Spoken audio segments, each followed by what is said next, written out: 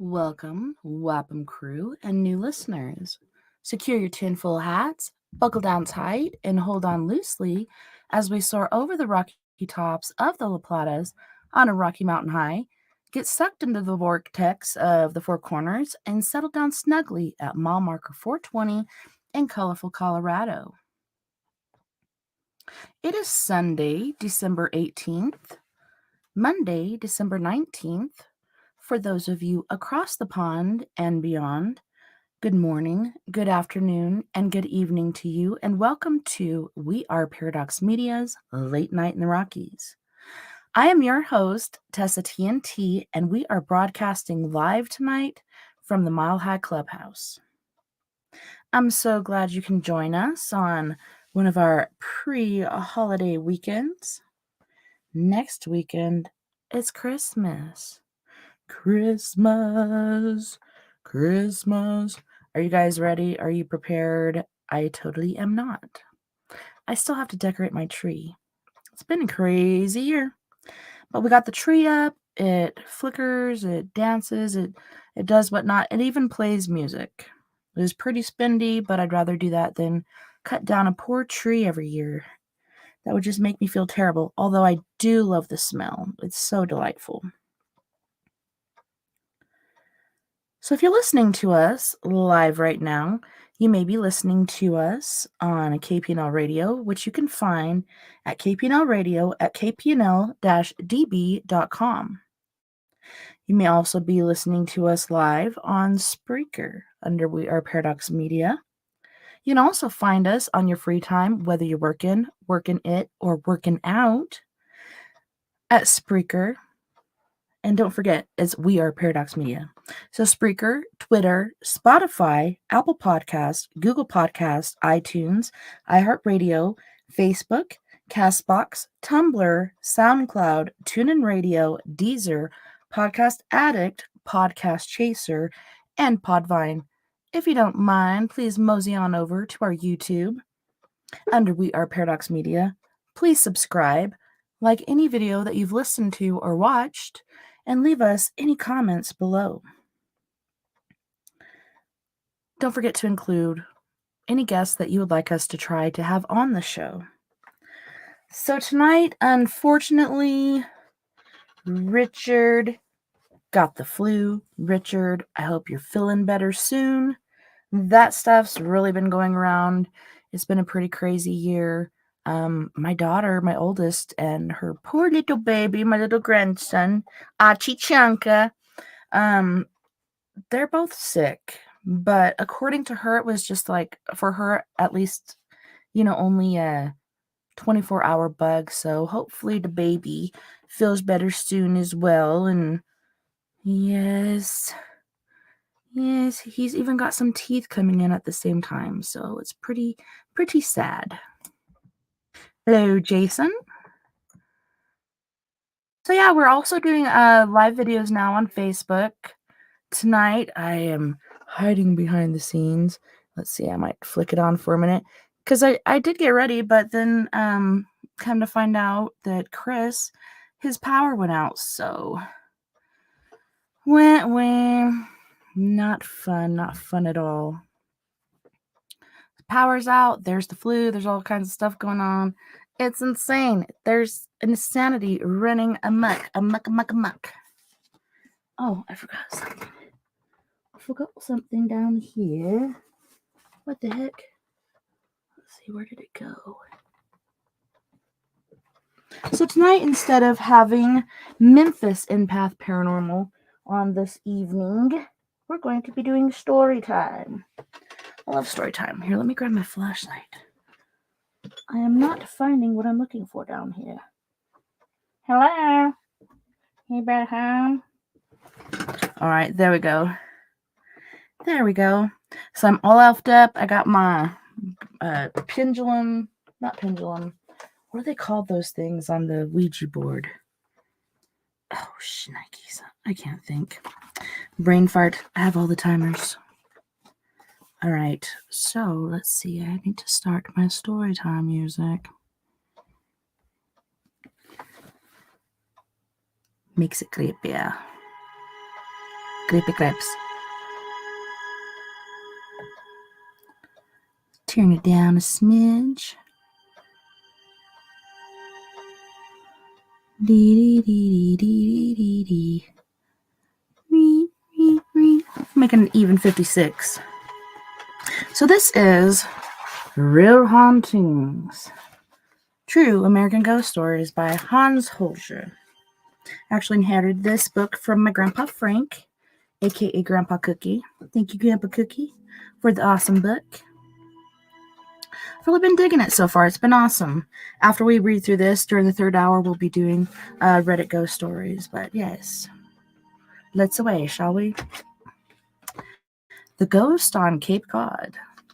Some of the best leads regarding a good ghost story come to me as the result of my having appeared on one of many television or radio programs, usually discussing a book dealing with the subject matter for which I am best known, psychic phenomena, of one kind or another. So it happened that one of my many appearances on the Bob Kennedy television show in Boston drew unusually heavy mail from other New England states and even New York. Now, if there is one thing ghosts don't really care much about, it is time. To them, everything is suspended in a timeless dimension, where the intensity of their suffering or problem remains forever constant and alive. After all, they are unable to let go of what it is that ties them to a specific location. Otherwise, they would not be what we so commonly and perhaps a little callously call ghosts. I am mentioning this as a way of explaining why sometimes I cannot respond as quickly as I would like to when someone among the living reports a case of a haunting that needs to be looked into. Reasons were and are now mainly lack of time, but more lack of funds to organize a team and go after the case. Still, by and large, I do manage to show up in time and usually manage to resolve the situation.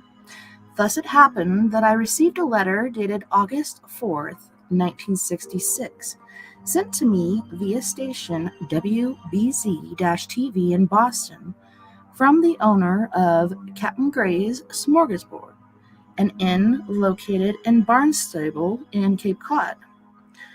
The owner, Mr. Leonard Svensson, had seen me on the show and asked me to get in touch. We've had many unusual happenings here. The building in which our restaurant and guest house is located was built in 1716 and was formerly a sea captain's residence, Svensson wrote. I am a sucker for sea captains haunting their old houses, so I wrote back asking for details. Mr. Svensson replied a few weeks later, pleased to have aroused my interest. Both he and his wife had seen the apparition of a young woman, and their eldest son had also felt an unseen presence. Guests in their rooms also mentioned unusual happenings. It appeared that when the house was first built, the foundation had been meant as a fortification against Indian attacks. Rumor has it, Mr. Svensson informed me that the late sea captain had been a slave trader and sold slaves on the premises. Svensson and his wife, both of Swedish origin, had lived on Cape in the early 30s, later moved back to Sweden to return in 1947. After a stint working in various restaurants in New York, they acquired the inn on Cape Cod. I decided a trip to the Cape was in order. I asked Sybil Leek to accompany me as the medium. Mr. Svensson exclaimed that the inn would close in October for the winter, but he, and perhaps other witnesses to the phenomenon, could be seen even after that date. Should I wish to come up then, but it was not until June 1967, that following year, that I finally managed to get our act together, so to speak, and I contacted Mr. Svensson to set a date for our visit. Unfortunately, he had since sold the inn, and, as he put it, the new owner was not as interested in the ghost as he was. So there was no way for him to arrange for our visit now. But Mr. Svensson did not realize how stubborn I can be when I want to do something. I never gave up on this case and decided to wait a little and then approach the new owners. Before I could do so, however, the new owner saw fit to get in touch with me instead. He referred to the correspondence between Mr. Svensson and me and explained that at the time I had wanted to come up, he had been in the process of redoing the inn for its opening. That having taken place several weeks ago, it would appear that we have experienced evidence of the spirit on several occasions, and now feel we should look into this matter as soon as possible. He invited us to come on up whenever it was convenient, preferably yesterday. The new owner turned out to be an attorney named Jack Furman of Hyannis, a very personable man. When I wrote, we would indeed be pleased to meet him, and the ghost, or ghosts, as the case might be, he sent us all sorts of information regarding flights and offered to pick us up at the airport. Mr. Furman was not shy in reporting his own experiences since he had taken over the house. There has been on one occasion an umbrella mysteriously stuck into the stairwell in an open position. This was observed by my employee Thaddeus by Ozimic. On another occasion, when the inn was closed in the evening early, my manager returned to find the front door bolted from inside, which appeared strange since no one was in the building. At another time, my chef observed that the heating plant went off at 2:30, and the serviceman, whom I'd called the next day, found that a fuse was removed from the fuse box.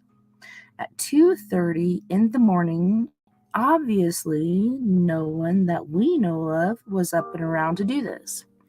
In addition, noises during the night have been heard by occupants of the inn. I suggested in my reply that our little team consisted, as it would, of medium and writer Sybil Leek, Catherine, my ex-wife, and myself should spend the night at the inn as good ghost hunters do. I also requested that the former owner, Mr. Svensson, be present for further questioning as well as any direct witnesses to the phenomenon.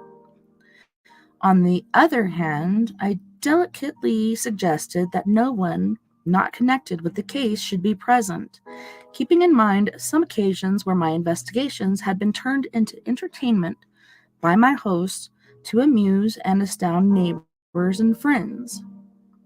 In the end, it turned out to be best to come by car, as we had other projects to look into en route. The date for our visit was to be August 17th, 1967, a year and 2 weeks after the case first came to my attention, but not much of a time lag, the way it is with ghosts. When we arrived at the inn, after a long and dusty journey, the sight that greeted us was well worth the trip. There, set back from a quiet country road, amid tall, aged trees, sat an impeccable white colonial house, 2 stories high, with an attic nicely surrounded by a picket fence, and an old bronze and iron lamp at the corner. The windows all had their wooden shutters open to the outside, and the place presented such a picture of peace it was difficult to realize that we had come here to confront a disturbance. The house was empty, as we soon realized, because the new owner had not yet allowed guests to return, considering what the problems were. Quickly, we unburdened ourselves of our luggage, each taking a room upstairs, then returning to the front of the house to begin our usual inspection. Sybil Leek now let go of her conscious self, the more to immerse herself in the atmosphere and potential presence of the place. There is something in the bedroom. In the attic, Sybil said immediately as we climbed the winding stairs. I thought just now someone was pushing my hair up from the back, she added. Mr. Furman had, of course, come along for the investigation. At this point, we all saw a flash of light in the middle of the room. None of us was frightened by it, not even the lawyer, who by now had taken the presence of the supernatural in his house in his stride. When we proceeded downstairs again, with Sybil assuring us that whatever it was that perturbed her up in the attic did not seem to be present downstairs. With that, we came to a locked door, a door that Mr. Furman assured us that had not been opened in a long time. When we managed to get it open, it led us to the downstairs office, or the room now used as such. Catherine, ever the alert artist and designer that she was, noticed that a door had been barred from the inside, almost as if someone had once been kept in that little room. Where did this particular door lead to? I asked Mr. Furman. It appeared it led to a narrow corridor and finally came out into the fireplace in a large main room. Someone told me if I ever dug up the fireplace, Mr. Furman intoned significantly, I might find myself. I might find something. What that something would be was left to our imagination. Mr. Furman added that his information and informant had been hinted at some sort of valuables, but Sybil immediately added, bodies. You may find bodies. She described physically many people suffering in the house and a secret way out of the house, possibly from the captain's slave trading days. Like a doctor examining a patient, I then inspected the walls, both in the little room and the main room, and found many hollow spots. A bookcase turned out to be a false front. Hidden passages seemed to be suggesting themselves. Quite obviously, Mr. Furman was not about to tear open the walls to find them, but Sybil was right. The house was honeycombed with areas not visible to the casual observer. Sybil insisted we seat ourselves around the fireplace, and I insisted that the ghost, if any, should contact us there rather than our trying to chase the elusive phantom from room to room. A way out of the house is very important, Sybil said, and I couldn't help visualizing the unfortunate slaves the good or not so good captain had held captive in this place way back when. But when nothing much happened, we went back to the office, where I discovered the front portion of the wall seemed to block off another room beyond it, not accounted for when measuring the outside walls. When we managed to pry it open, we found a stairwell, narrow though it was, where apparently a flight of stairs had once been. I asked for a flashlight. Catherine shone it up the shaft. We found ourselves below a toilet in an upstairs bathroom. No ghost here. We sat down again, and I invited the presence, whomever it was, to manifest. Immediately, Sybil remarked she felt a young boy around the place, 150 years ago. As she went more and more into a trance state, Sybil mentioned the name Chet, someone who wanted to be safe from an enemy, Carson. Let him speak, I said. Carson, 1858, Sybil replied, now almost totally entranced as I listened carefully for words coming from her in halting fashion. I will fight. Charles, the child is missing. Whom will you fight? Who took the child? I asked and returned. Chicopee. Child is dead. Whose house is this? Fort. Whose is it? Carson. Are you Carson? Captain Carson. What regiment? Belvedere. Cavalry. Ninth. Where is the regiment stationed? There was no reply. Who commanded the regiment? I insisted. Wainwright. Edward Wainwright, commander. How long have you been here? 4 years. Where were you born? Montgomery, Massachusetts. How old are you now? There was no reply. Are you married? My son, Tom, 10. What year was he born in? 47. Your wife's name? Gina. What church do you go to? I don't go.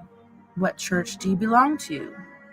She is of Scottish background. Scottish. Kirk. Where is the kirk located? 6 miles. What is the name of this village we are in now? Chicopee. Further questioning gave us this information that the enemy had taken his boy, and the enemy were the Iroquois. This was fort, and he was to defend it. I then began, as I usually do when exorcism is called for, to speak of the passage of time and the need to realize that the entity communicating through the medium was aware of the true situation in this respect. Did Captain Carson realize that time had passed since the boy had disappeared? Oh, yes, he replied, 4 years. No, 107 years, I replied. Once again, I established that he was Captain Carson, and there was a river nearby, and Iroquois were the enemy. Was he aware that there were others here besides himself? He did not understand this. Would he want me to help him find his son, since they had both passed over and should be able to find each other? I need permission from Wainwright. As I often do in such cases, I pretended to speak for Wainwright and granted him the permission. A ghost, after all, is not a rational human being, but an entity existing in a delusion where only emotions count. Are you now ready to look for your son? I am ready. Then I will send a messenger to help you find him, I said, but you must call out to your son in a loud voice. The need to reach out to a loved one is of cardinal importance in the release of a trapped spirit commonly called a ghost. John Carson is dead, but not dead forever, he said in a faint voice. You lived here in 1858, but this is 1967, I reminded him. Are you mad? No, I'm not mad. Touch your forehead. You will see this is not the body you are accustomed to. We have lent you a body to communicate with us, but it is not yours. Evidently, touching a woman's head did jolt the entity from his beliefs. I decided to press on. Go from this house and join your loved ones. Go await you on the other side. A moment later, Captain Carson had slipped away, and a sleepy Sybil Leek opened her eyes. I now turned to Mr. Furman, who had watched the proceedings with mounting fascination. Could he corroborate any of the information that had come to us through the entranced medium? This house was built on the foundations of an Indian fort, he confirmed, to defend the settlers against the Indians. Were there any Indians here in 1858? There are Indians here even now, Furman replied. We have an Indian reservation at Mashpee near here on Martha's Vineyard. There is a tribal chief and quite a large Indian population. He also confirmed having once seen a sign in the western part of Massachusetts that read Montgomery, the place Captain Carson had claimed as his birthplace. Also that a Wainwright family was known to have lived in an area not far from where we were now. However, Mr. Furman had no idea of any military personnel by that name. Sybil mentioned a river in connection with this house, Furman said, and yes, there is a river running through the house. It is still here. Earlier, Sybil had drawn a rough map of the house as it was in the past. From her psychic viewpoint, a house surrounded by a high fence. Mr. Furman pronounced the drawing amazingly accurate, especially as Sybil had not set foot on the property or known about it until our actual arrival. My former secretary, Carol E. Howes, and her family occupied this house, Mr. Furman explained, when I turned my attention to the manifestations themselves. They operated this house as an inn 20 years ago, and often had unusual things happen here as she grew up, but it did not seem to bother them. Then the house passed into the hands of Mrs. Nielsen. Then Mr. Svensson took over. But he did not speak of the phenomenon until about a year and a half ago. The winter of 1965, he was shingling the roof, and he was just coming in from the roof on the second floor balcony on a cold day. He had left the window ajar and secured when suddenly he heard the window sash come down. He turned around on the second floor platform. He saw the young girl, her hair windswept behind her. She was wearing white. He could not see anything below the waist, and he confronted her for a short period, but could not bring himself to talk, and she went away. His wife was in the kitchen some time later in the afternoon when she felt the presence of someone in the room. She turned around and saw an older man dressed in black at the other end of the kitchen. She ran out of the kitchen and never went back in again. The accountant, John Dillon's son, was working in the kitchen one evening around 10. Now some of these heavy pots were hanging there on pegs from the ceiling. Young Dillon told his father 2 of them lifted themselves up from the ceiling, unhooked themselves from the pegs, and came down on the floor. Did any guests staying at the inn during Svensson's ownership complain of any unusual happenings? I asked. There was this young couple staying in what Mr. Svensson called the honeymoon suite, Mr. Furman replied. At 6:30 in the morning, the couple heard 3 knocks at the door, 3 loud, distinct knocks, and when they opened the door, there was no one there. This sort of thing had happened before.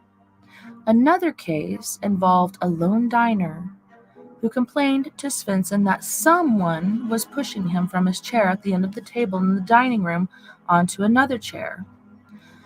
But since he did not see another person, how could this be? Svensson hastily had explained that the floor was a bit rickety, and that was probably the cause. Furman then recounted the matter of the lock. He and a young man who worked with him had left the inn to bring the chef, who had become somewhat difficult that day, home to his own place. When Mr. Furman's assistant returned to the inn at 2:30 in the morning, the door would not open and the key would not work. After he climbed into the house through an upstairs window, he found to his amazement that the door had been locked from the inside. The story gave me a chill. That very day after our arrival, nearly the same thing happened to us, except that we did not have to climb to the upper floor to get in, but managed to enter through a rear door. Surely, someone did not exactly want us in the house. The chef, by the way, had an experience of his own. The heating system is normally quite noisy, but one night it suddenly stopped and the heat went off. When the repair crew came the next day, they discovered that a fuse had been physically removed from the fuse box, which in turn stopped the heating system from operating.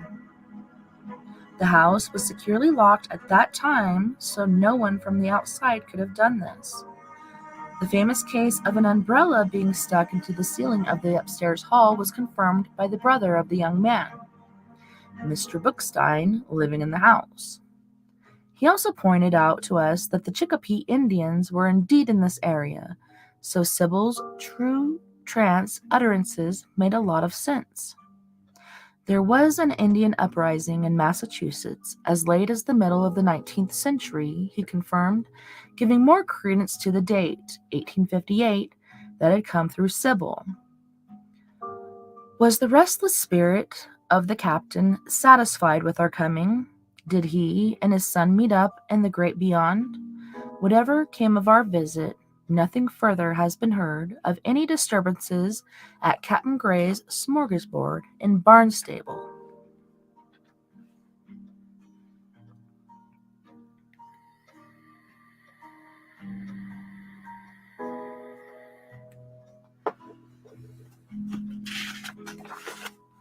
Chapter 3. The Ship Chandler's Ghost of Cohasset.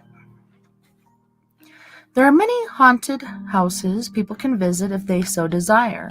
However, just as many of these houses used to have a ghost that was dealt with by people like me, whose work not only includes research and verification of events, but also the morally obligatory task of setting the unfortunate ghost free of whatever kept him or her in the place to begin with.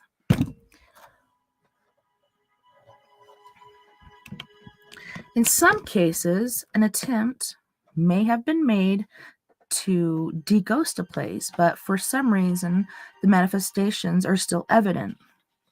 Naturally, the real ghost buff will prefer such places to ones where, at best, only the impression of past hauntings can be picked up. The following account is about a house that we tried to deghost and failed. Moving an old house from its original location to a new spot frequently awakens ghostly manifestations that may have been slumbering in it for a long time. Such was the case when the Historical Society of Cohasset, Massachusetts, moved the old ship's chandlery inland somewhat so that tourists could visit it more conveniently. About an hour's drive from Boston, Cohasset is a very old town that used to make its living mainly from the sea. When we arrived at the wooden structure in a corner of the post road, it had a nautical look, its 2 stories squarely set down as if to withstand any gale. We found several people already assembled. Among them were Mrs. E. Stoddard Marsh, the curator of the museum, which is what the ship's chandlery is now, and her associate, lean, quiet Robert Fraser. The others were friends and neighbors. We entered the building and walked around the downstairs portion, admiring its displays of nautical supplies ranging from fishing tackle and scrimshaw made from walrus teeth to heavy anchors, hoists, and rudders, all the instruments and wares of a ship chandler's business. Built in the late 18th century by Samuel Bates, the building was owned by the Bates family, notably by one John Bates, second of the family to have the place, who had died 78 years before our visit. Something of a local character, John Bates had cut a swath around the area as a gay blade. He could well afford the role, for he owned a fishing fleet of 24 vessels, and business was good in those far-off days when the New England coast was dotted with major parts for fishing and shipping. A handwritten record of his daily catch can be seen next to the mysterious closet full of ladies' clothes. Mr. Bates led a full life. I questioned Mrs. Marsh, the curator, about strange happenings in the house, especially after it was moved to its present site. 2 years ago, we were having a lecture here. There were about 40 people listening to Francis Haggerty talk about old sailing boats. I was sitting over here to the left on this ground floor with Robert Fraser when all of a sudden we heard heavy footsteps upstairs and things being moved and dragged. So I said to Mr. Fraser, "Someone is up there. Will you please tell him to be quiet? I thought it was kids." There was a man who had helped them with the work at the museum who had lately stayed away for reasons unknown. Could he have heard the footsteps too, and decided that caution was the better part of valor? The other day, just recently, 4 of us went into the room this gentleman occupies when he is here, and the door closed on us by itself. It had never done that before. We decided to go upstairs now and see if Mr. Bates, or whoever the ghost might be, felt like walking for us. We quietly waited in the semi-darkness upstairs, near the area where the footsteps had been heard, but nothing happened. The steps went back and forth. Mrs. March reiterated, heavy, masculine steps, the kind a big man would make. A year after my visit to the ship's chandlery of Cohasset, nothing further was heard from the curators. Evidently, John Bates must have simmered down after all. If you happen to be up near Boston and feel like visiting the house at Cohasset, do so by all means. Maybe you will be luckier than I was, and John Bates will put in an appearance.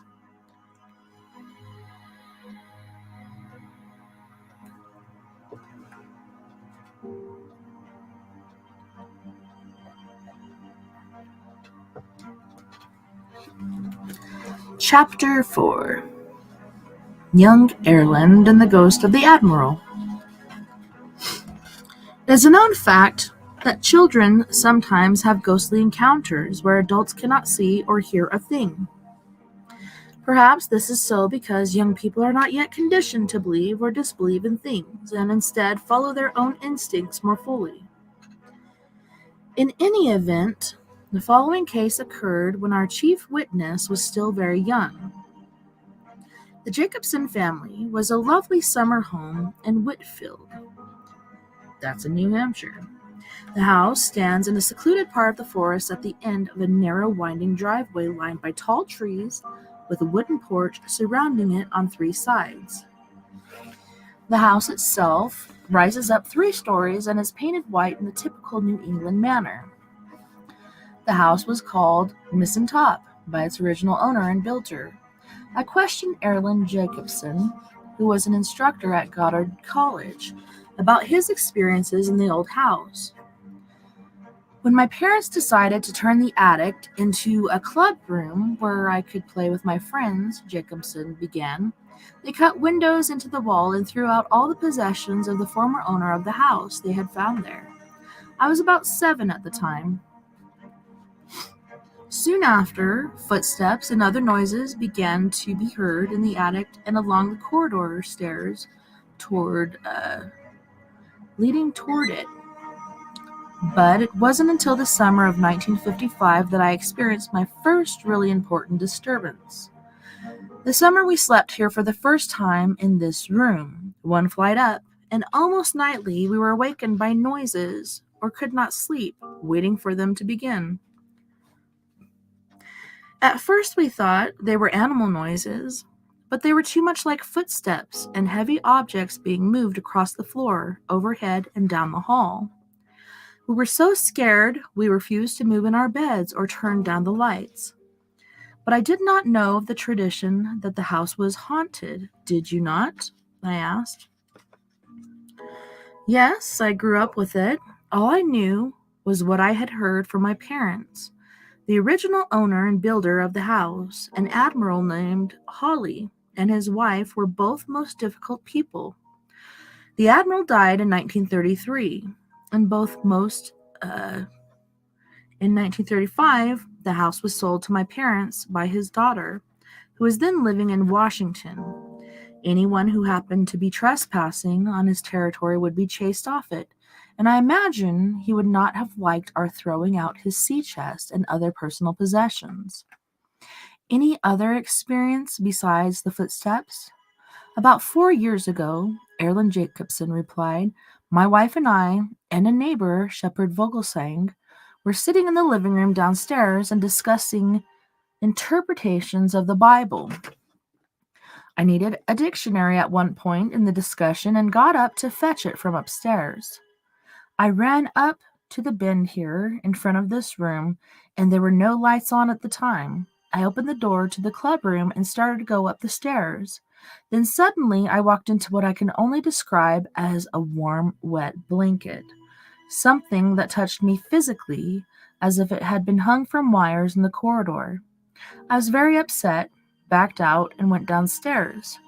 My wife took one look at me and said, "You're white." "I know," I said. "I think I just walked into the Admiral." "Has anyone else had an encounter with a ghost here?" I asked. "Well, another house guest went up into the attic and came running down, reporting that the doorknob had turned in front of his very eyes before he could reach for it to open the door. The dog was with him and steadfastly refused to cross the threshold. Another house guest arrived very late at night about 5 years ago. We had already gone to bed, and he knew he had to sleep in the attic since every other room was already taken. Instead, I found him sleeping in the living room on the floor in the morning. He knew nothing about the ghosts. I'm not going to go back up there anymore, he vowed, and would not say anything further. I guess he must have run into the Admiral. Every member of the family had at one time or another had an encounter with the ghostly Admiral. Sybil Leek, my mediumistic friend, had come with us, and she was quickly able to pick up the vibrations of the unseen visitor. As soon as she had gone into a trance state, she made contact with the Admiral. She even had the right name, although she had not been present when I had spoken to the owners of the house earlier. It seemed that the Admiral had resented the new owners throwing out all of his things. He did not like that the house was sold. He would have preferred it went to his son. I implored the ghostly Admiral not to be upset with the family now living in the house, and he replied, in rather a stiff Navy manner, that he was a tidy person and would take care of himself. When we left Whitefield, it seems to me that the old sea dog must have felt a lot better. After all, how many New Yorkers would drive all the way up to New Hampshire to talk to him after all those years? Makes you wonder, don't it?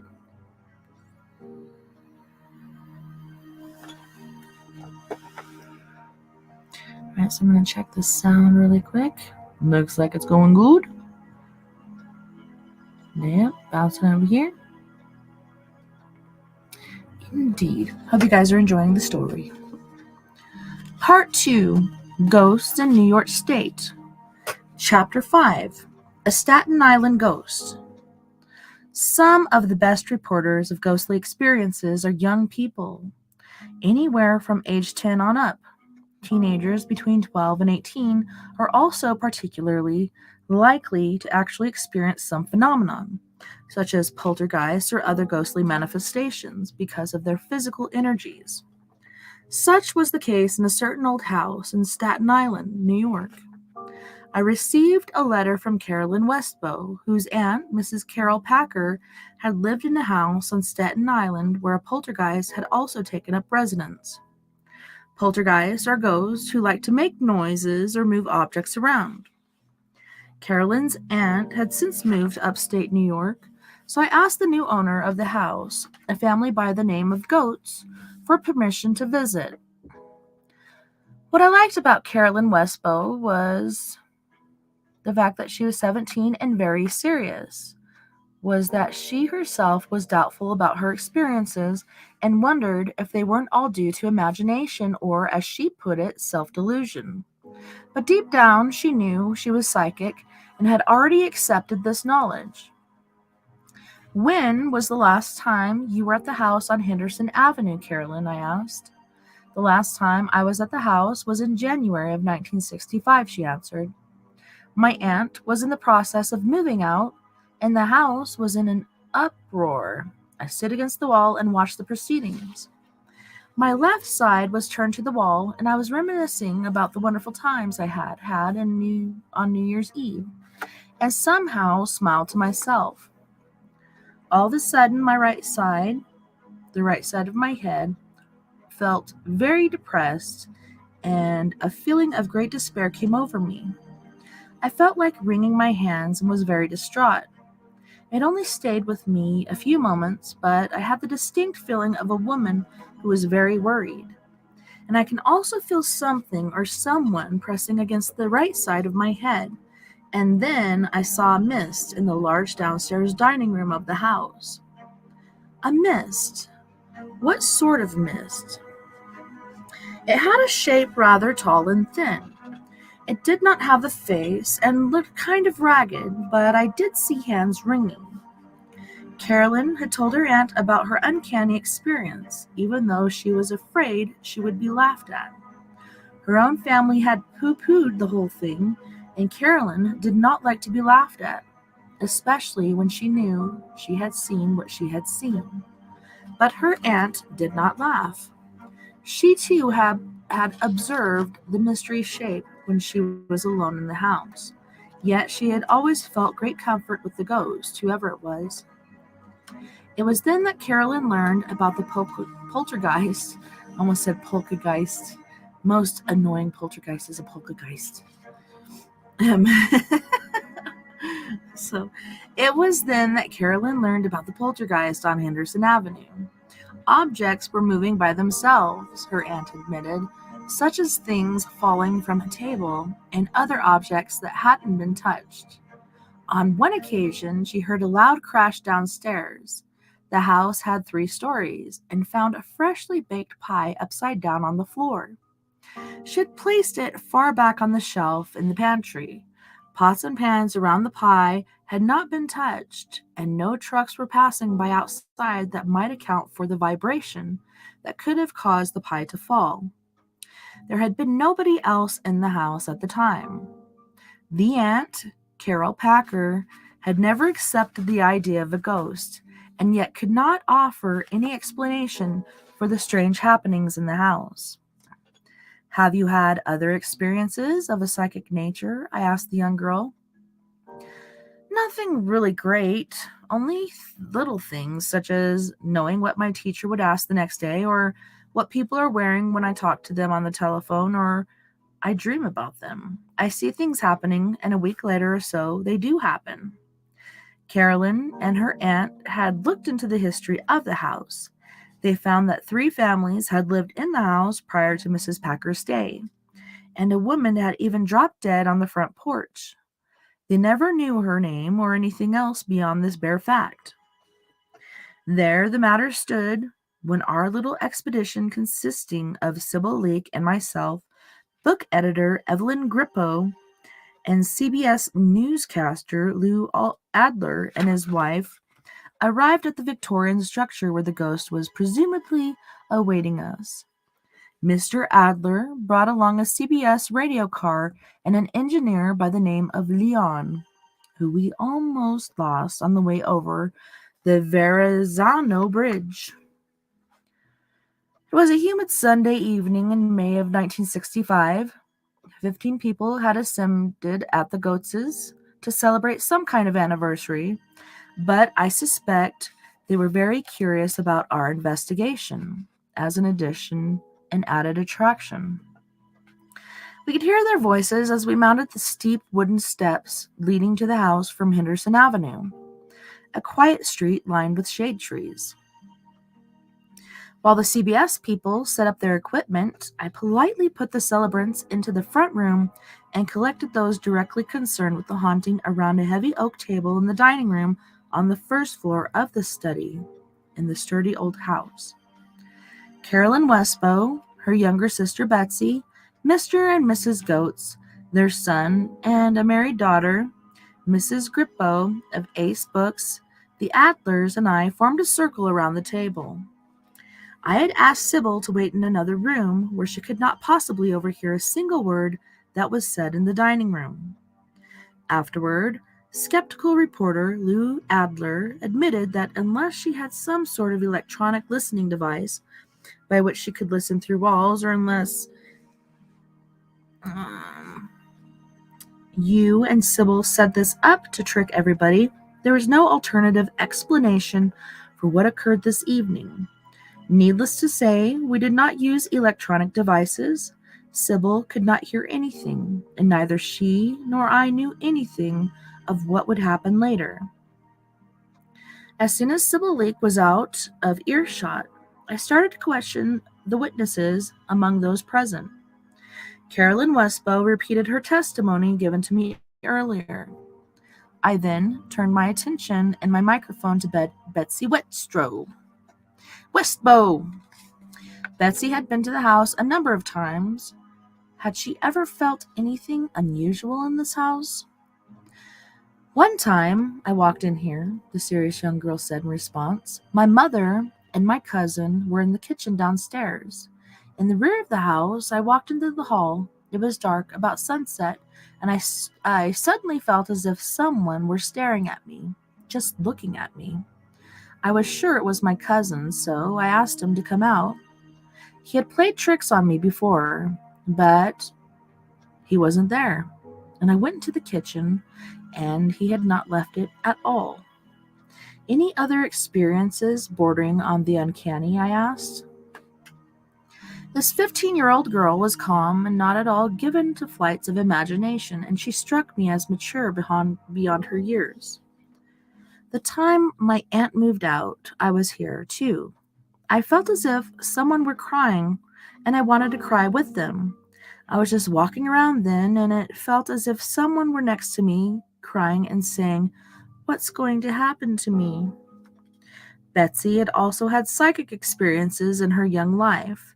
Not long before, in her family's house, just down the street from this haunted house, her aunt used to call home. Betsy was asleep in bed around 11 p.m. when she awoke with a start. I heard a screech and a dog yelping, as if he had been hurt. I was sure there had been an accident, and we looked out the window, but there was nothing, no car, no dog. What did you do then? We couldn't figure it out, Betsy answered. But the very next evening, again, at 11 o'clock, we heard the same noises. My sister was with me in the front room this time. We checked again, and this time there was a dog. I had seen the entire accident happen exactly as it did 24 hours before. Amazing, I conceded. Then you are indeed clairvoyant. Mrs. Miriam Goetz, a pleasant-looking, vivacious woman in her middle years, had been the lady of the house since February of 1965. She had not seen or heard anything uncanny, and she felt very happy in the house. But then there was strange business about the silver. My silver spoons disappeared, one by one, and we searched and searched, and we thought someone was playing a prank. Each blamed the other, but neither Mr. Goetz, nor my son, nor my young married daughter, Irene Nelson, who lives with us, had hidden the spoons. The wedding gifts were displayed in grandmother's room upstairs, including some pretty silver objects. One evening, after about a week of this, we discovered in each bowl a silver spoon. Of course we thought grandmother had been playing a trick on us, but she assured us she had not.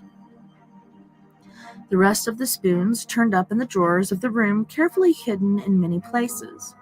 Although the grandmother was quite aged, she was in good mental condition, and the Goetzes really had no proof that she hid the spoons. Irene, my married daughter, had come to sleep with me several nights because she hadn't felt very secure in her own bedroom, Mrs. Goetz added. Mrs. Irene Nelson, a young woman with dark eyes and dark hair, was not the dreamer type, but was rather factually minded and to the point. She had been in the house as long as her parents, 4 months to the time of my investigation. Had she noticed anything unusual? Yes, the young woman said.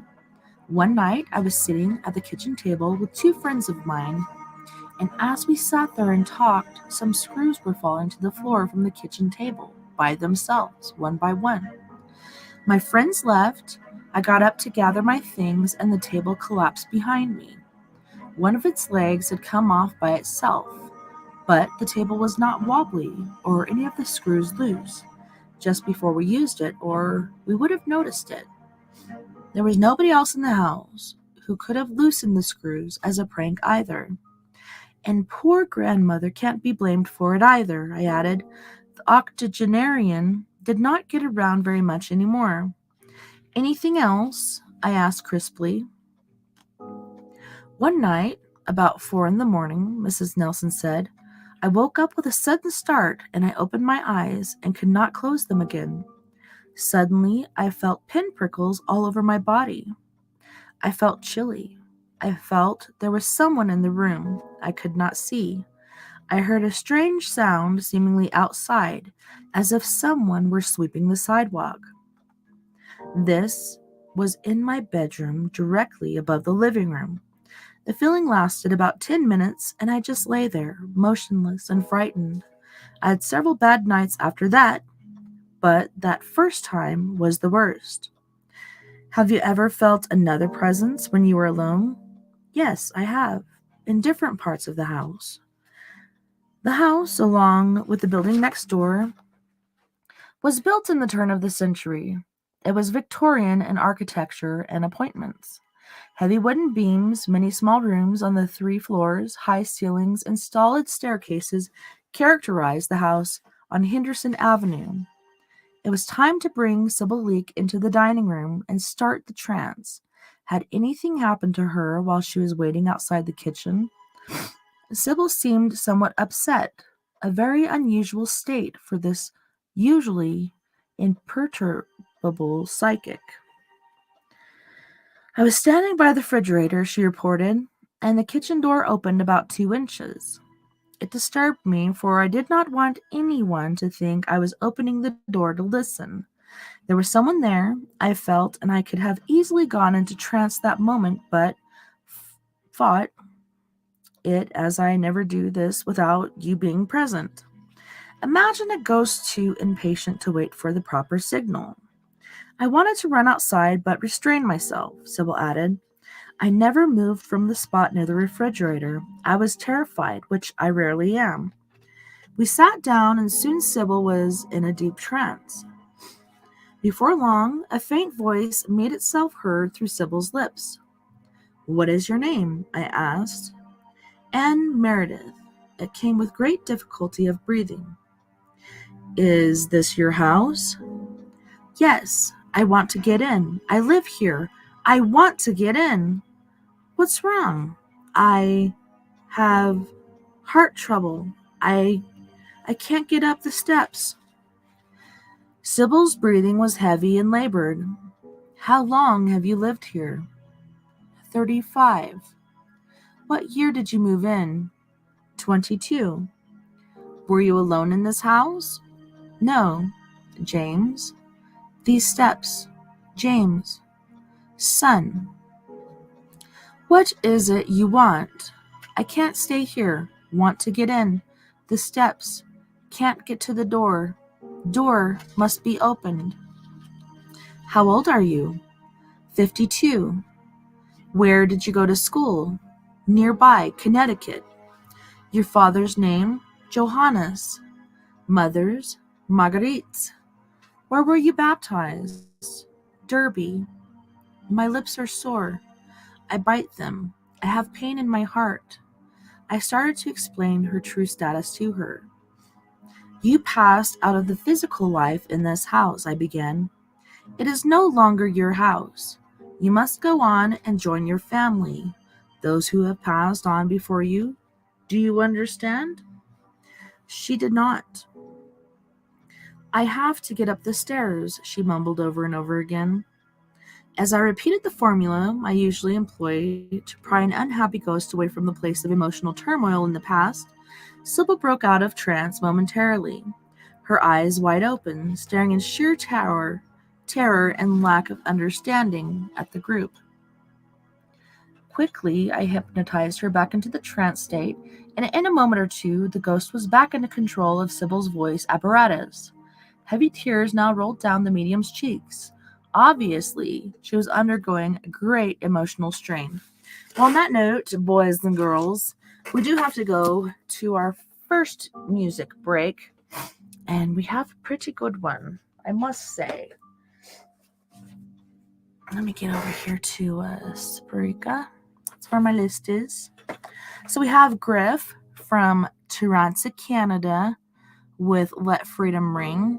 We also have Chico, I believe he's from Milwaukee, with Last Forever. Prime example, with Roy Washington as one of the members of this group, with Power Play. We also have Roy Washington singing Subliminal. And then Chico with Juice. You guys don't go anywhere. We'll be right back after this music break. I love this song. It's so great.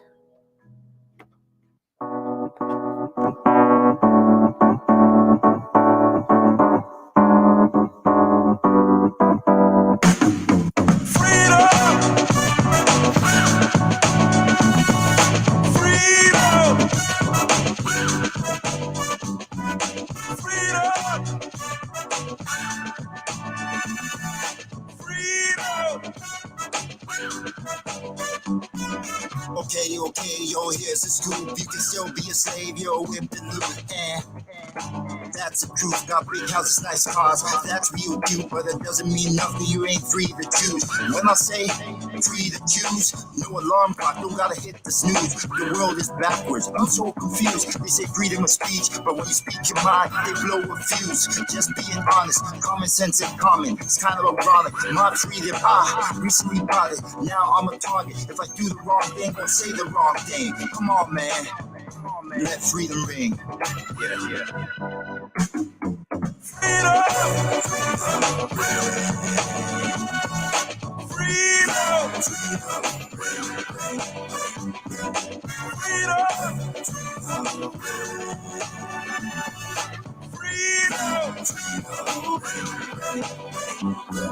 United States become divided states. The world is filled with all kinds of shades, and still resegregate. Parents separate from the children, that's not okay.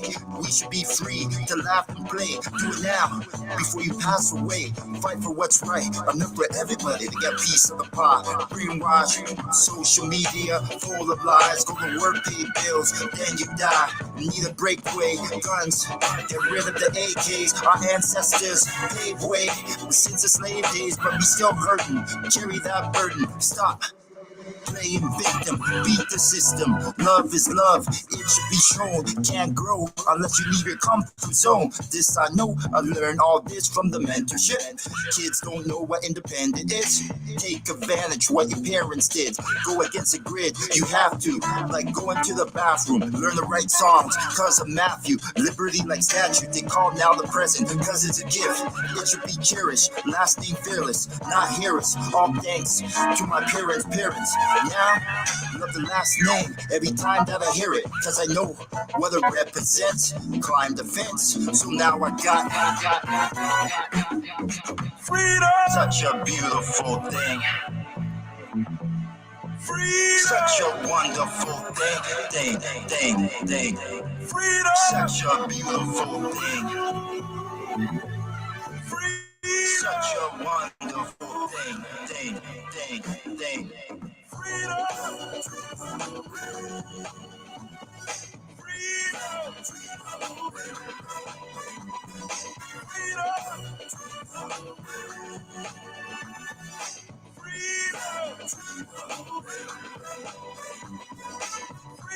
Such a beautiful thing. Such a wonderful thing. Such a beautiful thing. Such a wonderful thing.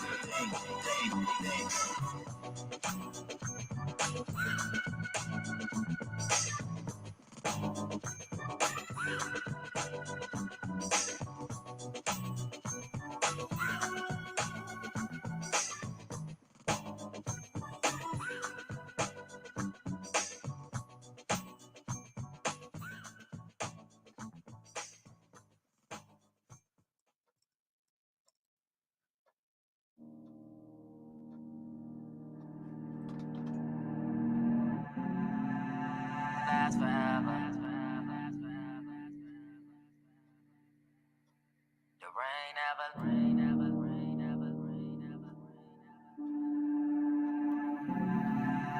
Last forever.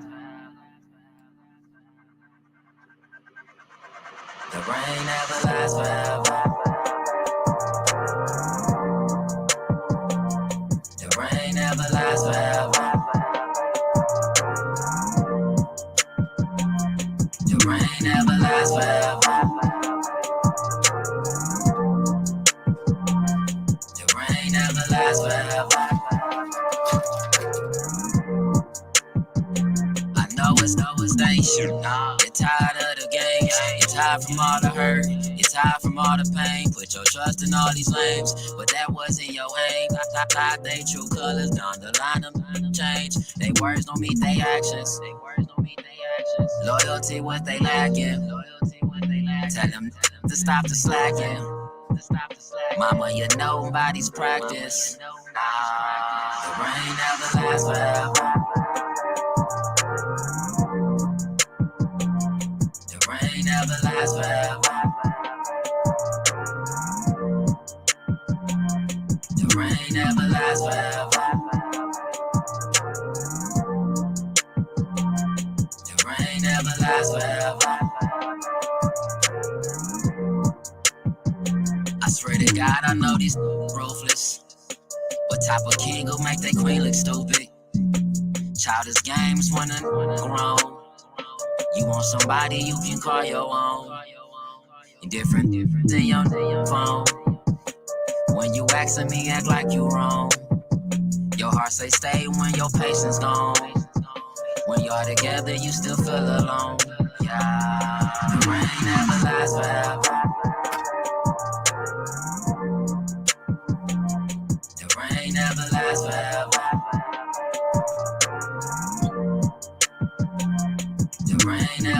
last forever. The rain never lasts forever.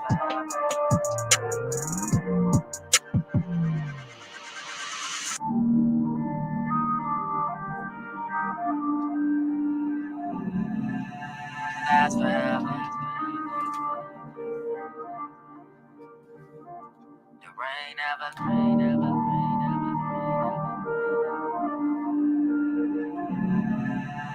lasts forever.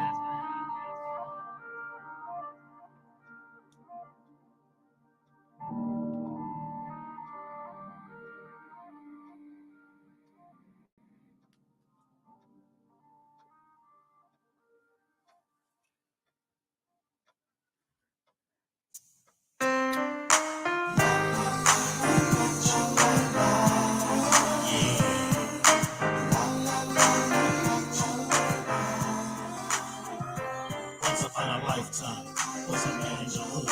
Tricked, misguided, and misunderstood till one day he cried out, Lord, save me.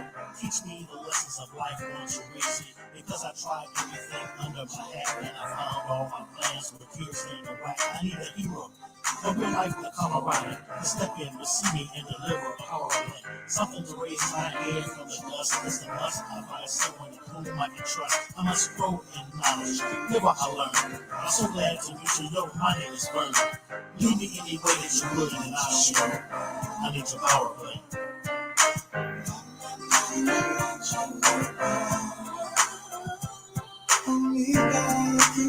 Yeah, here comes another one.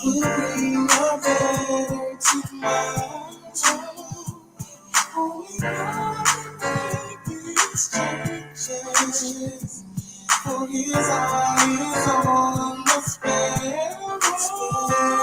It's so good to be clothed in your right mind. Dreams to the front and all past behind. Memories of things you did so absurd. Came to the curb and I heard was the word. It's often a little now. Problems and rights, but the power from God, yeah, we all stand victorious. Listen to the seed, the knowledge and the history. Only because the truth like they keeps it righteous. And it's stressed upon the temple of a vocalist and just your brother. You brought me as like dangerous trouble. Trouble if you want it, peace if you with it. Never before known of a man who can stand it, but so irrelevant. So kick it in if you will, Lord. And I shall. I need your power play.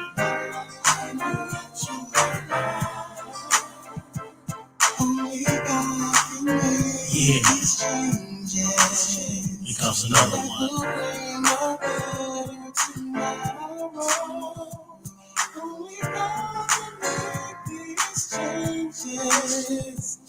For his eyes on the power for living, power for expressing, power for the knowledge, and now you're not guessing. When power meets the darkness, the devil's got to go. Let's mock that Rizzo, and now he's going loco. If you got a problem, God can solve it. Power for the churro, and you're in this outfit. Why must the fish stay dirty so filthy? Get off your rear and whitewash the pickets. Power for cleansing, power for sanitizing, power for us, power for the rising of the sun. Cause in your darkest hour you can look up and express to feel the power up.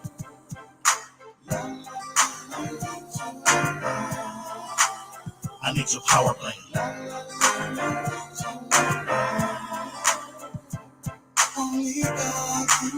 Yeah. That's another one.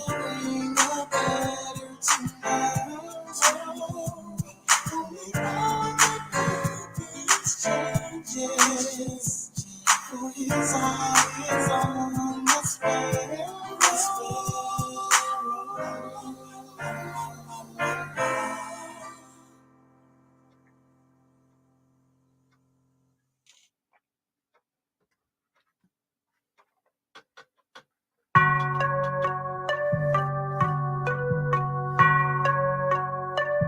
Juice.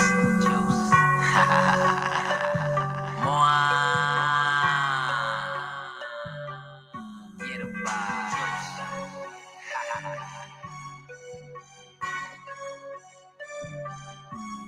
Big dreams, big money, back dreams, big money, back dreams, big money, back. Ate up. Okay, yeah. I think I got juice. I think I'm that hitter. They say I'm the man. I say, how do you feel? I think I'm the I think I'm that hitter. They say I'm the man. I say, how do you feel? Don't let drip, don't let drip, don't let drip. Don't let drip, don't let drip, don't let drip. Don't let drip, don't let drip, don't let drip. Juice. And make it bucks for me. Drop the soda can, she got a crush on me. Little mama so in love with me.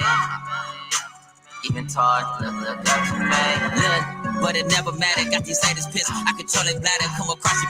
It's a chance to scatter. Heaty on the house like a fucking ladder. See your man. Yes, I had to back her. She was being extra up and coming active. Beat it out the frame. I let the glass shatter. Beat it out the frame. Only go flabbergasted. I think I got jokes. I think I'm that hitter. They say I'm the man. I say, how do you feel? I think I'm the I think I'm that hitter. They say I'm the man. I say, how do you feel? Don't let drip, don't let drip, don't let drip. Don't let drip, don't let drip, don't let drip. Don't let drip, don't let drip, don't let drip. Fly guy, catch flight. Well connected, high five. Johnny Gill, my. Bad chicks, my type. Pull up like huggies, they mug. Pull up like huggies, they love me.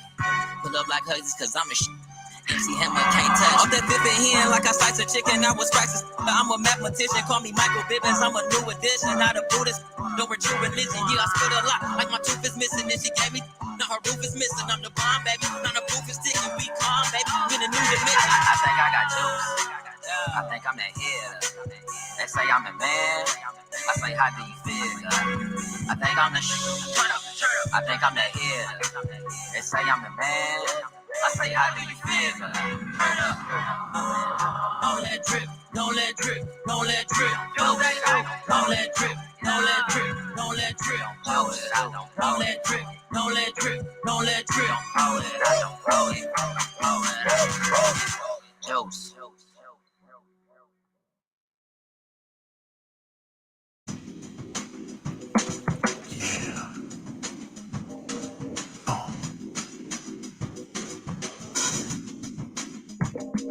I see you, Roy Washington, man. What's happening, man?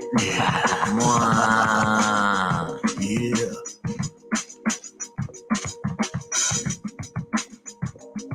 They never say it in words, but in deeds wars declare. Justice is gone and the sight's none to spare. Especially the kingdom encased in melanin. But these suckers are weak, king and queen will ride again. Come on, slackers with badges, the white sheets and the maggots. Watch them fall as I attack them because I'm better than average. A sharpshooter with words with my eye to the scope. And they escape when I've donned the black cape. Is hell no. I'm a ninja for right, who can vanish from sight. Pick you off in the night, but still the Lord is my light. Conceiving all you see, the truth behind the scenes instead of jumping bandwagons. The light says, believe in me, cause you're a puppet, no doubt. 45th turns you out. Oh, I saw your lips moving, no sound came out. So I was sent from the heavenlies, born so you could find me. Swam the seeming stream to flight during the 90s. Landed in grace, wrote a verse of hip hop, got with Jay and found the taste was smooth as butterscotch. We had good love and money, problems they be on me, but we stayed in the flow and had juice like Manolo. They can try to oppress, you can try to impress. After success, none less. You can look in my eyes, you can feel my vibes. Clean down inside and it's so sentimental. I don't want something I ain't worried about none. If it ain't about money, then it ain't about none. Laughing at my enemies, I know they see me coming. If it ain't so they can't even see me. Politics and violent shit, I'm here to raise the consciousness. For every face and race up in this nation trapped in poverty. Diamond in the rough, need to cut, shape it and polish it. Bad thoughts, cripple life, we can be an optimist. We can be an optimist, reconstruct apocalypse. Broke people always hating, mix me with that gossiping. Rose up in the concrete, rain and sun, I'm blossoming. My people need to be like kind of Velcro, then we conquer it. They can try to oppress, you can try to impress. I'm just after success, none less. You can look in my eyes, you can feel my vibes. Lean on the side and it's so sentimental. I don't want something I ain't worried about none. If it ain't about money, then it ain't about none. Laughing at my enemies, I know they see me coming. If it ain't so they can't even see me coming. The 45th is a joke, and he's weak in disgust. He plans to divide, but there's no stopping us. If we have to fight, go toe-to-toe for our lives, we prevail and got sight, cause only light I recite. I blow my lyrics like a shotgun, camouflage inside the tracks, now watch the suckers run. Not moving fast enough, heads up, now here I come. I designed 50 ways to make this murder fun. I spit the lyrical rain that coat the concrete, that give life and take form. Arise and walk the street, am I the greatest to spit, feel the spray and receive, let it dry, all the lies and the truth will point to me. Even when surrounded by a million of seas, I'm the one under the sun who's the greatest of these. I got the Holy Ghost juking and tapping while I'm rapping, sticking and moving like Roy Jones. I'll make it happen. Even animals move when the novelist is rocking. My doggy started barking, his ears just a flopping. Subliminally, I penetrate camps like an enemy. Flicking the lights, cancel sight, cause you're not seeing me. You can try to oppress, you can try to impress. I'm just after success, nothing less. You can look in my eyes, you can feel in my vibes. Live a king down inside. And it's so subliminal. I got God on my side. I ain't worried about none. If it ain't about money, then it ain't about none. Laughing at my enemies, I know they see me coming. If it ain't subliminal, they can't even see me coming.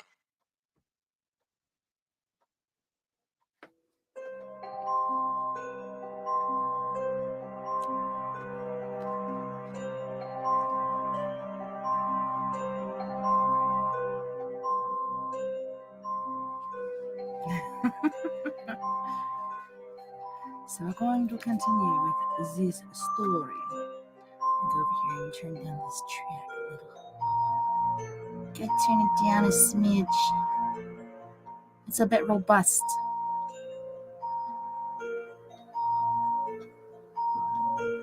Even 56. Come on. Yep, there we go. Very nice. I hope you guys enjoyed that music break. It was wonderful. I was able to mambo dog face to the banana patch. It was great. Alright, here we go. I want to come in. I have to come back. You died on the steps of this house. You can't come back, I countered. Someone's there, the ghost insisted in a shaky voice. I have to come back. Who is it you want to come back to? James. I assured her James was well taken care of and she need not worry about him anymore. Don't leave me outside, I shall die, she said now. You have died, dear, I replied quietly. Open the door, she demanded. I took another tack, suggesting that the door was being opened for her. I took her by the hand and showed her that someone else lived here now. No James. I even took her upstairs by suggestion. She seemed shocked. I don't believe you. This is the year 1965, I said.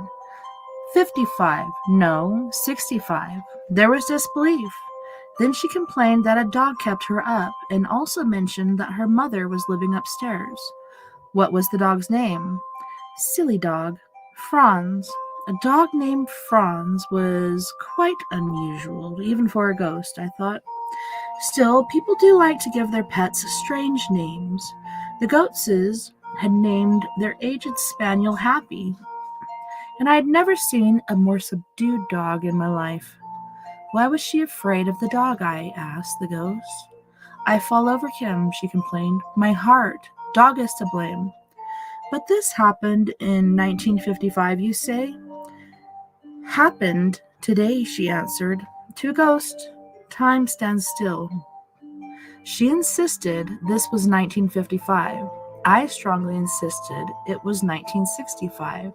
I explained once more that what had happened to her. Not dead, she said. Not in the body. That's silly. Unfortunately, very few ghosts know that they are dead. It comes as a shock when I tell them. I'm going upstairs, and neither you nor the dog will stop me, she finally said resolutely. I agreed to her, and I agreed to help her upstairs. Lift me, she pleaded. Mentally, we opened the door and went upstairs. Where is my mother? She said, obviously realizing that her mother was not there. I explained that she had died. The truth of the situation began to dawn on Anne Meredith. I took advantage of this state of affairs to press my point and suggest that her mother was awaiting her outside the house. "May I come back sometime?" the ghost asked in a feeble voice. "You may if you wish," I promised, "but now you must join your mother." As the ghost faded away, Sybil returned to her own body. She felt fine, but of course remembered nothing what had come out of her mouth during trance. Just before awakening, tears once more rolled down her face. I thought it rather remarkable that Sybil, in her trance state, had brought on a female personality who had died of a heart attack on the outside steps leading to the house. Sybil had no way of knowing that such a person actually existed, and that her death had indeed taken place some years ago as described. What about the names Anne Meredith and James? Carolyn Westbow checked with the lady who had owned both houses and who lived in the one next door. A Miss Irving, quite aged herself, she did not recall anyone with the name of Anne Meredith. By a strange coincidence, her first own names were Anne Adelaide. Derby, Connecticut does exist. Checking church registers as a long and doubtful joy at best, finding a record of Anne Meredith would be wonderful, of course, but if I didn't find such a record, it didn't mean she never existed. Many tenants had come and gone in the old house atop the hill on Henderson Avenue. Perhaps Anne and Meredith were only her first and middle names. Time will tell. Meanwhile, it is to be profoundly hoped that the handwriting and ringing lady, ghost of Staten Island, need not climb those horrible stairs any longer, nor cope with dogs who have no respect for ghosts, especially ghosts who once owned the house.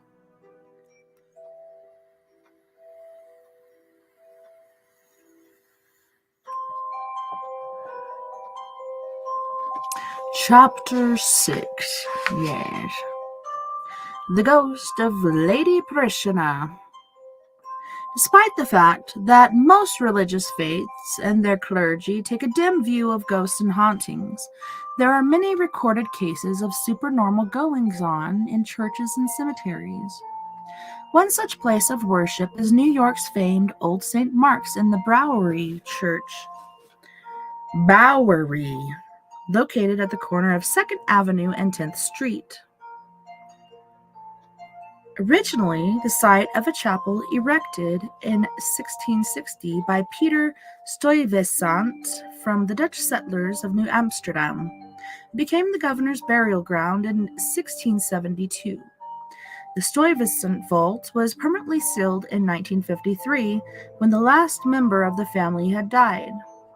A century after the death of the governor, the family had adopted the Episcopalian faith, and a grandson, also named Peter Stuyvesant, gave the land and some cash to build on the same spot the present Church of St. Mark's.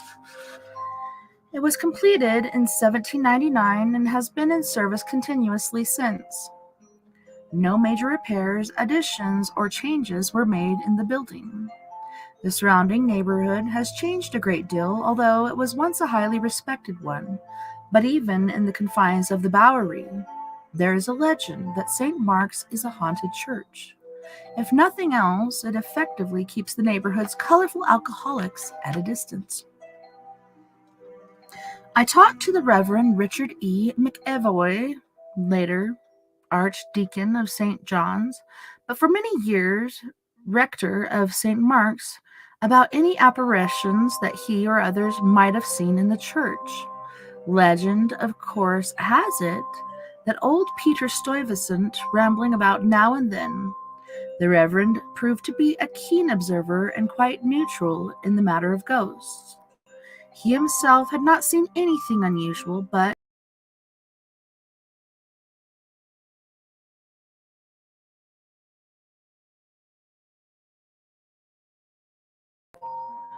oh no, I was swirling for a minute. Queried by the rector about his peculiar insistence on that seat, The man freely admitted it was because from there he could see her, the her being a female wraith who appeared in the church to listen to the sermon, and then disappeared again. At the spot he had chosen, he could always be next to her. I pressed the rector about any personal experiences. Finally, he thought that he had seen something like a figure in white out of the corner of one eye. I figure that passed and quickly disappeared. That was 10 years before. On the rector's recommendation, I talked to Foreman Cole, the man who comes to wind the clock at regular intervals and who had been in and around St. Mark's for the previous 26 years. Mr. Cole proved to be a ready talker. Some years earlier, Cole asked his friend Ray Bohr, organist at a Roman Catholic church nearby, to have a look at the church organ. The church was quite empty at the time, which was 1 a.m. Nevertheless, Cole saw someone in the balcony. About 15 years before, Cole had another unusual experience. It was winter and the church was closed to the public, for it was after 5 p.m. The evening got dark early, but there was still some light left when Cole let himself into the building.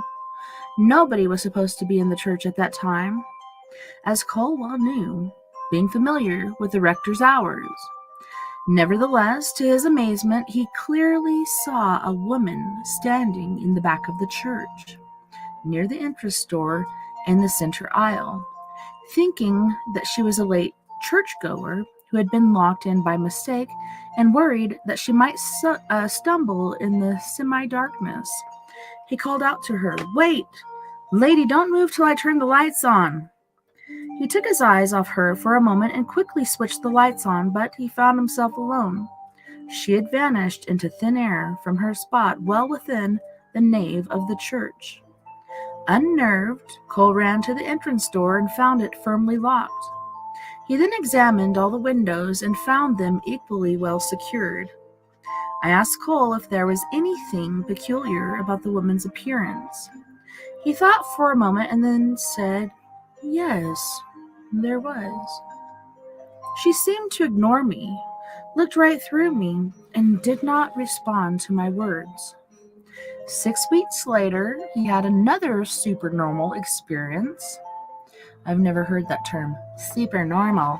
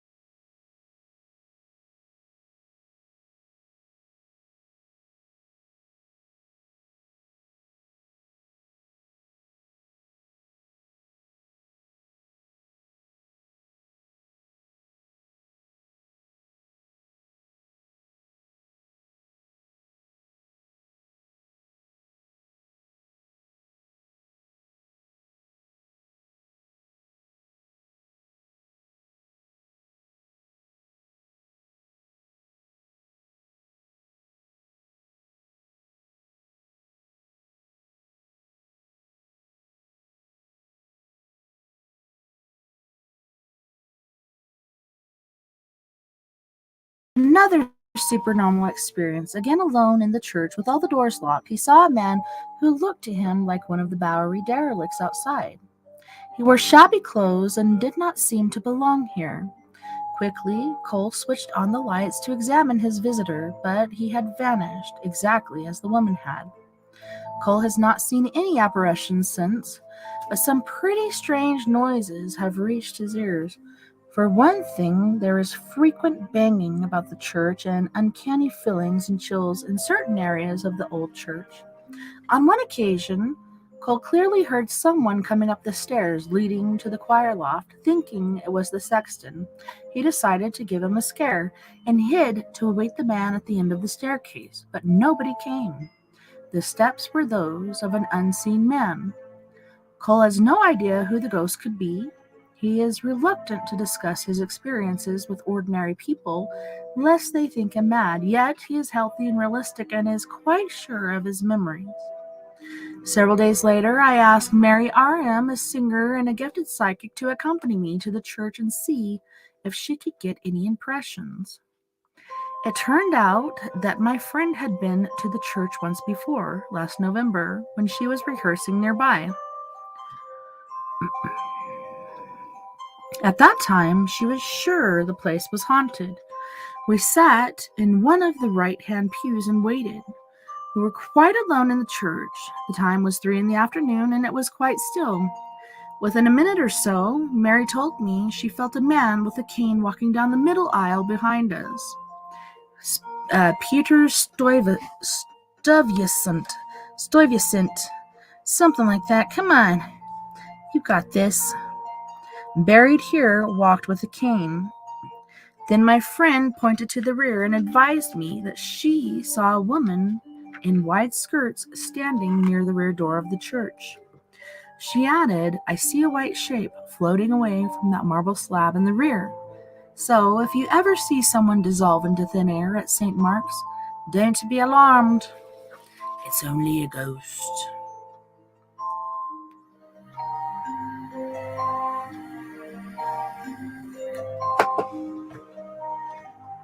Sorry I lost you guys.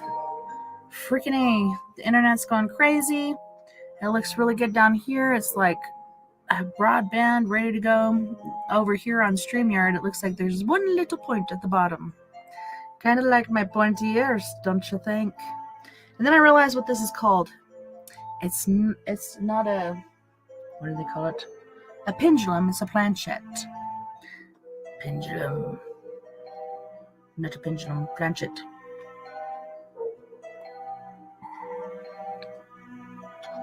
Well, I'm so glad they put the barking dog back outside. I'm going to ask someone. Please bring the dog in. Here, I'll just say that because that's the easiest way to do it. Could you please bring the barking dog in? Thank you. Jeez. I brought the dogs in for a reason. Come on. Work with me, people. Work with me. We got toys to make. All right. Yeah. Chapter 7. The Greenwich Village Studio Ghosts. Until 1956, the ancient studio building at 51 West 10th Street in Greenwich Village, New York, was a landmark known to many connoisseurs of old New York. But it was demolished to make way for one of those nondescript modern apartment buildings that are gradually taking away the charm of Greenwich Village and leaving doubtful comforts in its stead. Until the very last reports of an apparition, allegedly the ghost of artist John Lafarge, who died in 1910, continued to come in. A few houses down the street is the Church of Ascension, the altar painting. The Ascension is the work of Jean Lafarge. Actually, the artist did the work on the huge painting in his studio. Number 22. So, at 51 West 10th Street, he finished it. However, in the church itself, in place, having just returned from the Orient, Lafarge used a new technique involving the use of several coats of paint, this making the painting heavier than expected. The painting was hung, but the chassis collapsed. Lafarge put the stronger chassis, and the painting stayed in place this time. Years went by.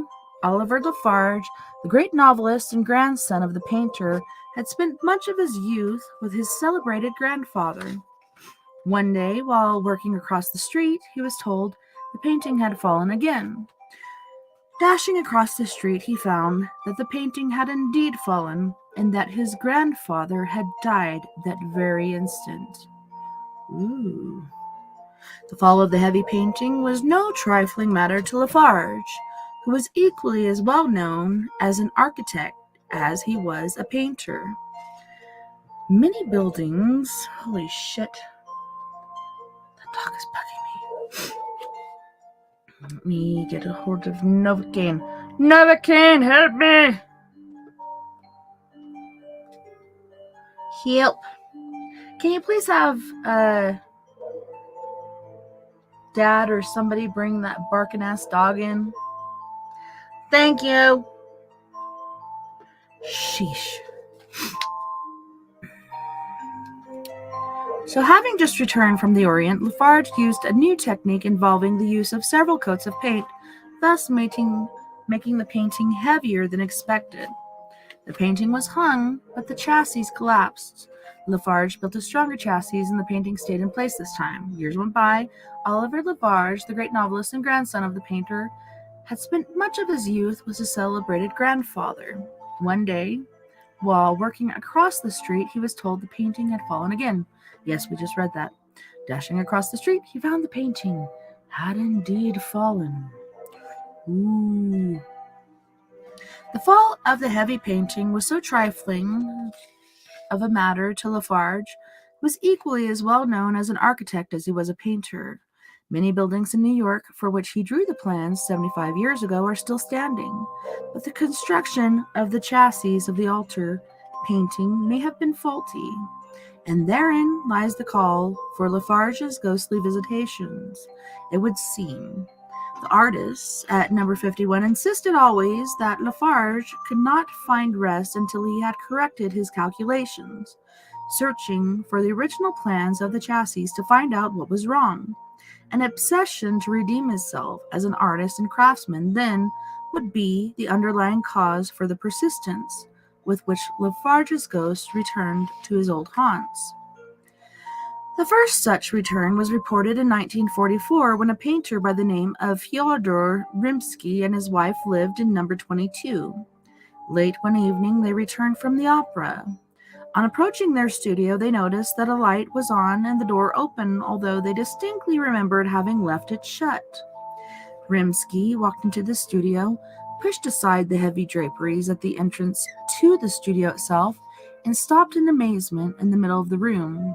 A single lamp plainly revealed a stranger behind the large chair in what Rimsky called his library corner. The man wore a tall black hat and a dark billowing velvet coat. Rimsky quickly told his wife to wait and rushed across the room to get a closer look at the intruder, but the man just vanished. As the painter reached the chair, it was like poof, he was gone. Later, Rimsky told his experience to a former owner of the building who happened to be an amateur historian. He showed Rimsky some pictures of former tenants of his building. In two of them, Rimsky easily recognized his visitor wearing exactly the same clothes Rimsky had seen him in. Having come from Europe, but recently Rimsky knew nothing of Lafarge and had never seen a picture of him.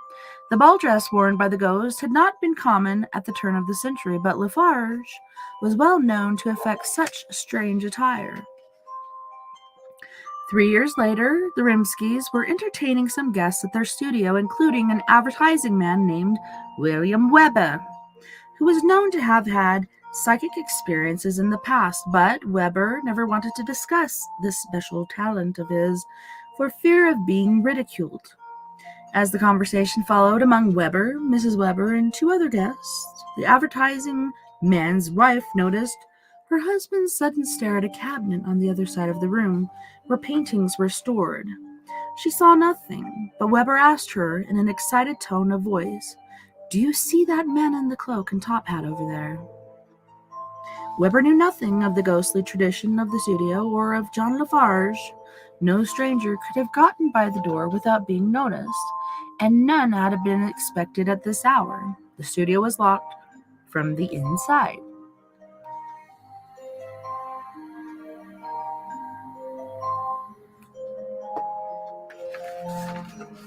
After that, the ghost of John Lafarge was heard many times by a variety of tenants at number 51, opening windows or pushing draperies aside, but not until 1948 was he seen again.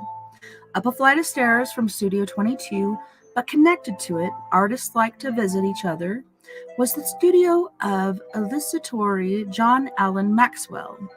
connecting stairs and a secret restroom used by Lafarge had long been walled up in the many structural changes in the old building.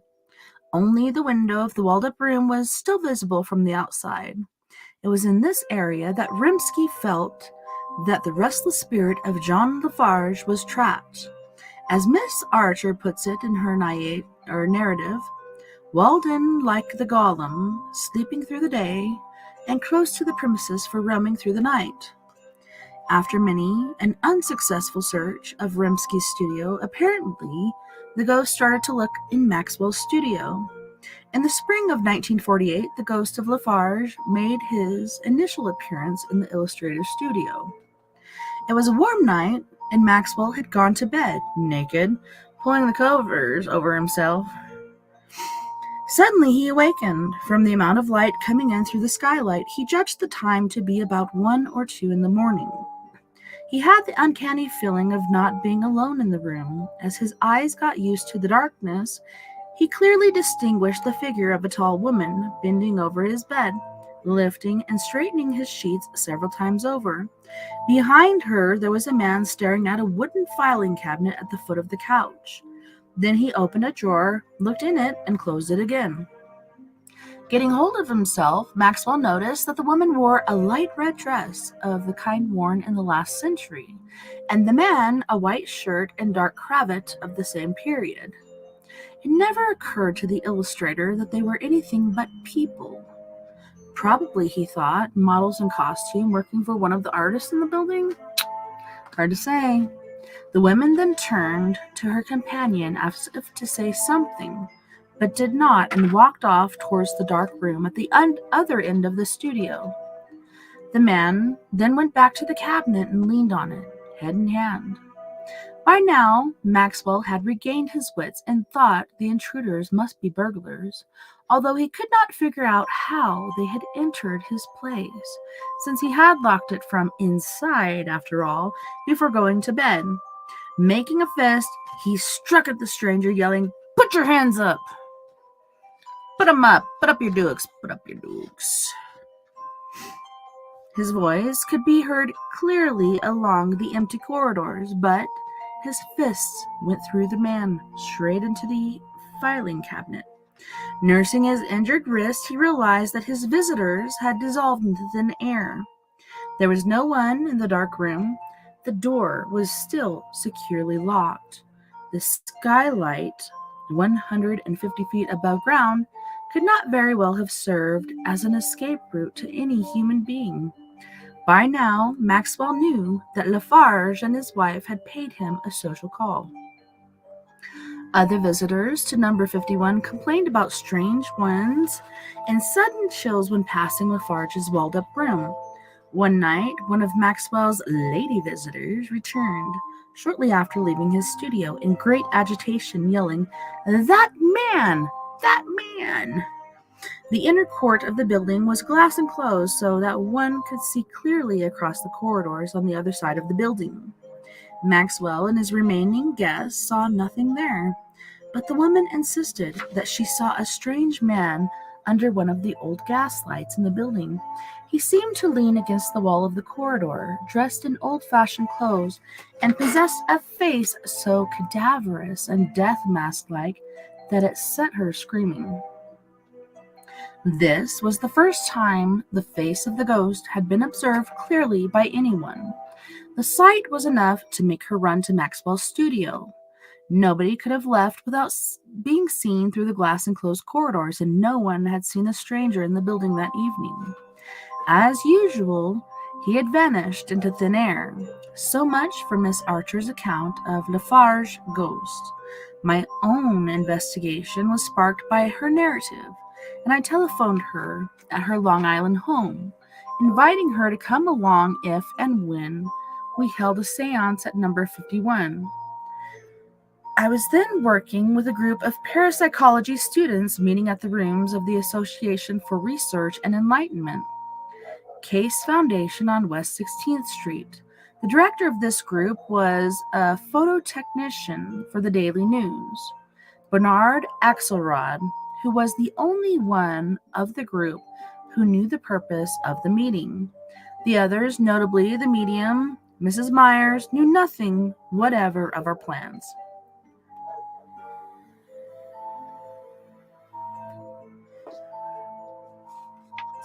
We met in front of Bigelow's drugstore that cold evening, February 23rd, and proceeded to 51 West 10th Street, where the current occupant of Lafarge Studio, an artist named Leon Smith, welcomed us. In addition, there were also present the news columnists Denton Walker, Henry Belk, the noted playwright Bernays, Marguerite Hames, and 2 or 3 other considered students of psychic phenomena. Unfortunately, Mrs. Belk also brought along her pet Chihuahua, which proved to be somewhat of a problem. All in all, there were 15 people present in the high-ceilinged, chilly studio. Dim light crept through the tall windows that looked onto the courtyard, and one wished that the fireplace occupying the center of the back wall had been working. We formed a circle around it, with the medium occupying a comfortable chair directly opposite it, and the sitters filling out the circle on both sides. My own chair was next to the medium's. The artificial light was dimmed. Mrs. Myers started to enter the trance state almost immediately, and only the loud ticking of the clock in the rear of the room was heard for a while as her breathing became heavier. At the threshold of passing into trance, the medium suddenly said, "Someone says very distinctly, 'Take another step.' I go out this window. The body of a woman, close-fitting hat and a plume, close-fitting bodice and a thick skirt. Lands right on face. I see a man, dark curly hair, hooked nose, an odd, mean face, cleft in chin, light tan coat, lighter breeches, boots, whip in hand, cruel and mean." "He's a cruel little bastard, isn't he?" There was silence as she described what I recognized as the face of Lafarge. A moment later she continued, "I know the face is not to be looked at anymore. It is horrible. It should have hurt, but I didn't remember. Not long. I just want to scream and scream." The power of the woman who went through the window was strong. "I have a strange feeling," Mrs. Myers said. "I have to go out that window if I go into trance." With a worried look, she turned to me and asked, "If I stand up and start to move, hold me." I nodded and assured her, and the seance continued. A humming sound came from her lips, gradually assuming human voice characteristics. The next personality to manifest itself was apparently a woman in great fear. "There, in the courtyard. He is coming. They'll find me and whip me again. I'll die first. Let me go. I shouldn't talk so loud. Margaret, please don't let him come. See the child, my child, Barbara. Oh, the steps. I can't take it. Take Bobby. Raise her. I can't take it. He is coming. Let me go. I am free." With this, the medium broke out of trance and complained of facial stiffness as well as pain in the shoulder. Was the frantic woman someone who had been mistreated by an early inhabitant of number 22? Was she a runaway slave, many of whom had found refuge in the old houses and alleys of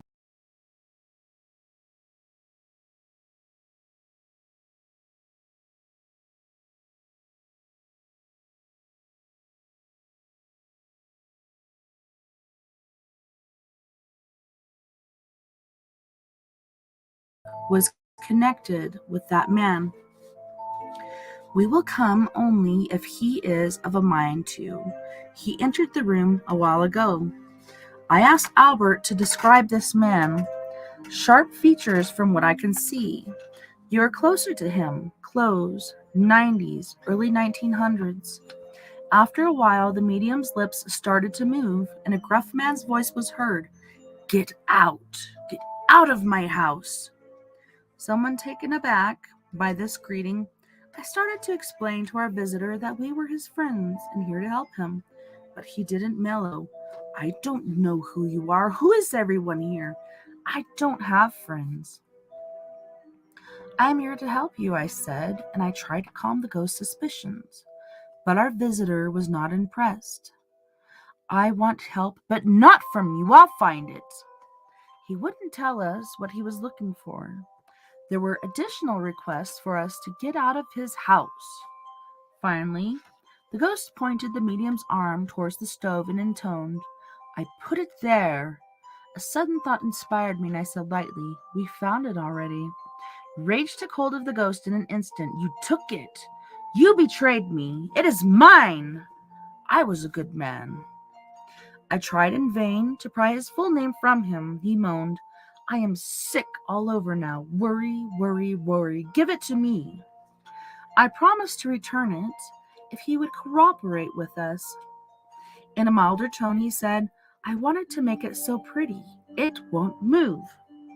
I remembered how concerned Lafarge had been with his beautiful altar painting, and that it should not fall again.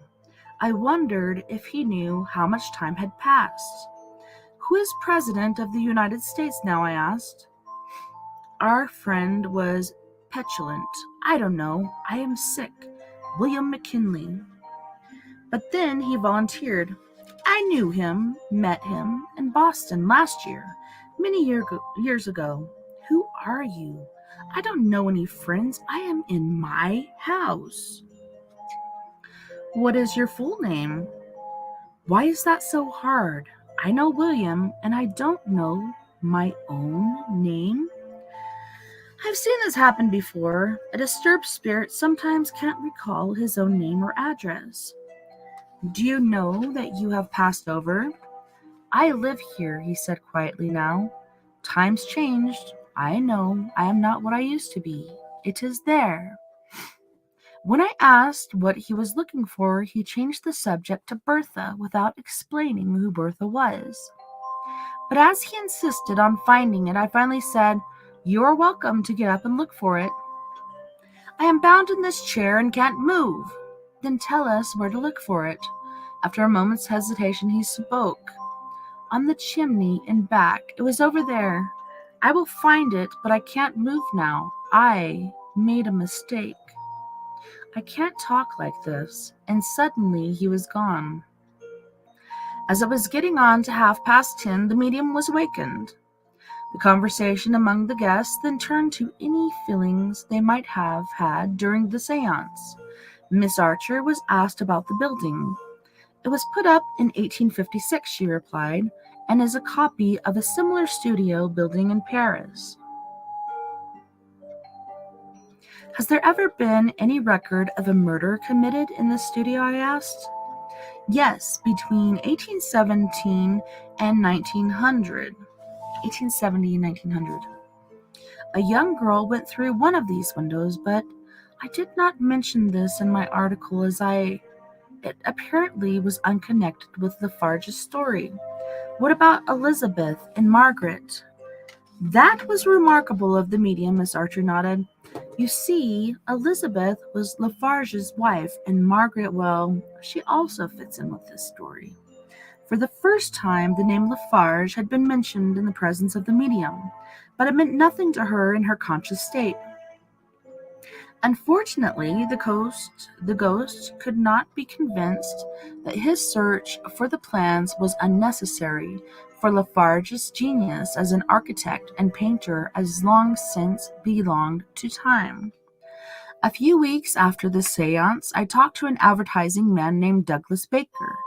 To my amazement, he too had at one time occupied Studio 22. Although aware of the story surrounding the building, he had scoffed at the idea of a ghost. But one night he was roused from a deep sleep by the noise of someone opening and closing drawers.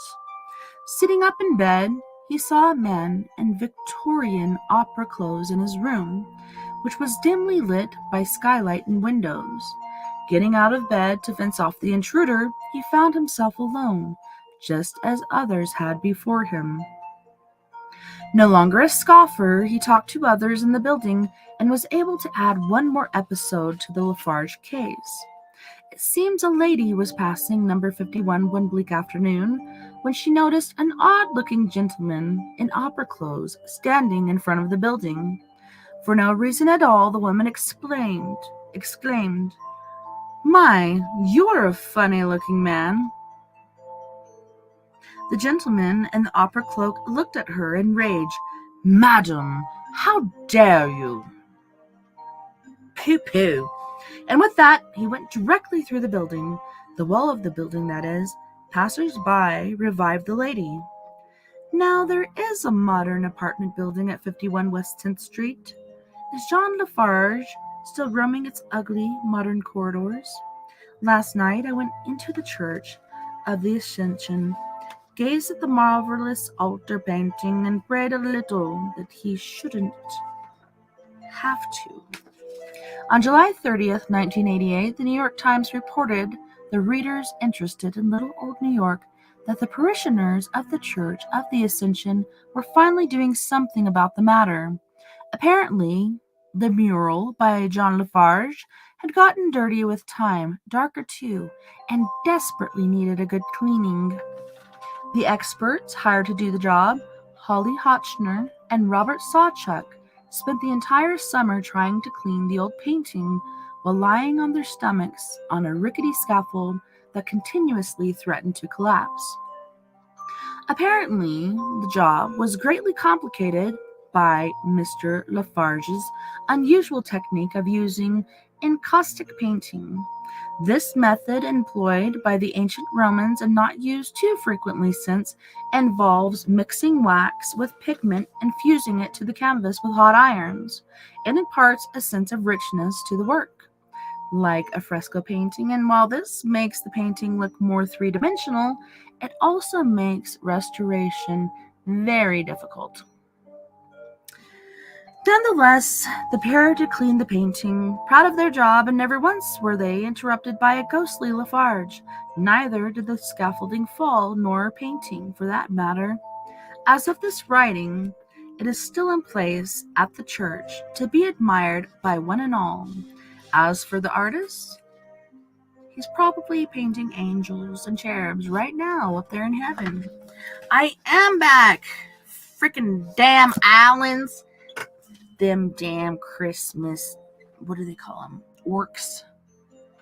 They ain't elves, those are damn orcs. Yeah, I don't know. I think it's a case of World of Tanks. Floyd's out there playing World of Tanks, so I'm thinking that could be the culprit. Also, Century Stink won't send me my stuff. Holy shit. Oh my goodness, look at this. I have to restart this whole freaking show. Hopefully I don't have to retype this stuff. Yep, it's been a rule for quite some time that you're not allowed to play World of Tanks while I'm doing my show, but let's see what happens. Okay, I'm going to have to turn this off and turn this back on. So, on that note, guys and gals, we are going to go to our second music break. And it was still playing, so what the heck? I don't get it. I guess it was still playing, but not recording. Oh, what the crack? All right, so let's see here. Oh, let me stop this. Clickety clack. What the pen and the booty? My apologies. Dang it all. All right. Well, I can't even play the music until it goes. Oh, I'm just going to redo the date. December 18th/22- story time with me. Tessa TNT. All right, upload image. Here we go. With the pain and the booty. I can still hear that music. It's weird. Can you hear it? Weird. How is that happening? That's cool. I appreciate it. Oh my gosh, this is taking forever. Come on, man. You got this. Let's go, let's go, let's go.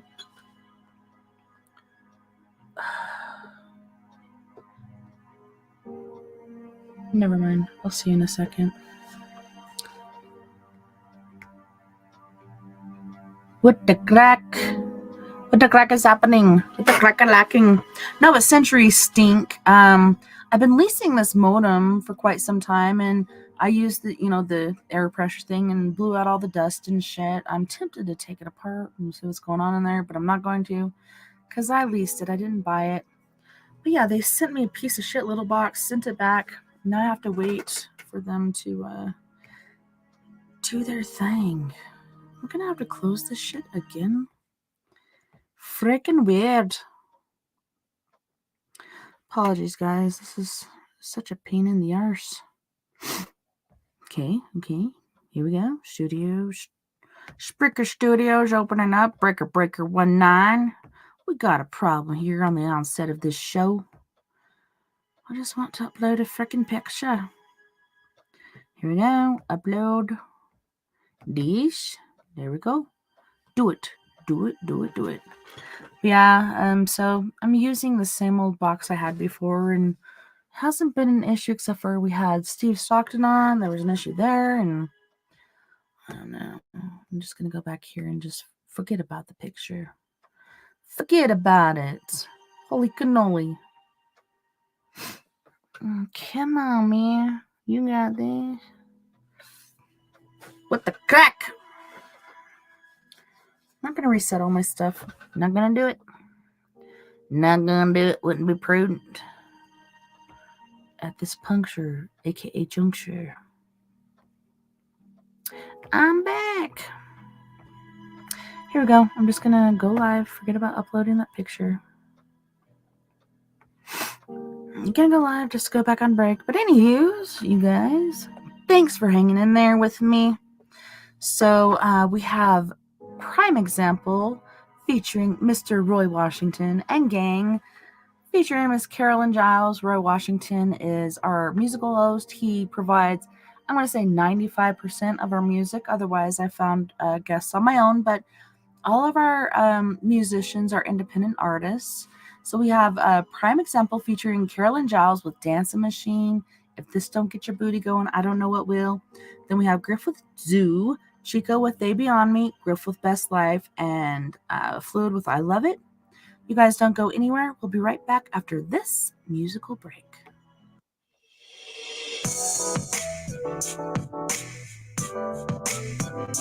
Yeah. Toronto. More than you meant, but you can't breathe. More than you meant, but you can't breathe. More than you meant, but you can't breathe. You're right where you wanna be. Time is right here with me. You're right where you wanna be. Right with me. You can be anything you want. If that's what you really want, you can be anything you want. All I want you to do right now is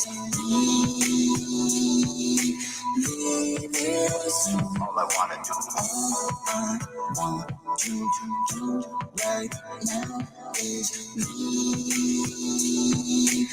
leave this room. Hold on, I'm wasting time. Not trying to lose my mind.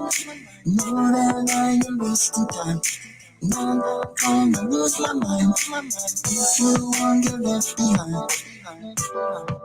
In this red race, go back to my place where I know where it's safe.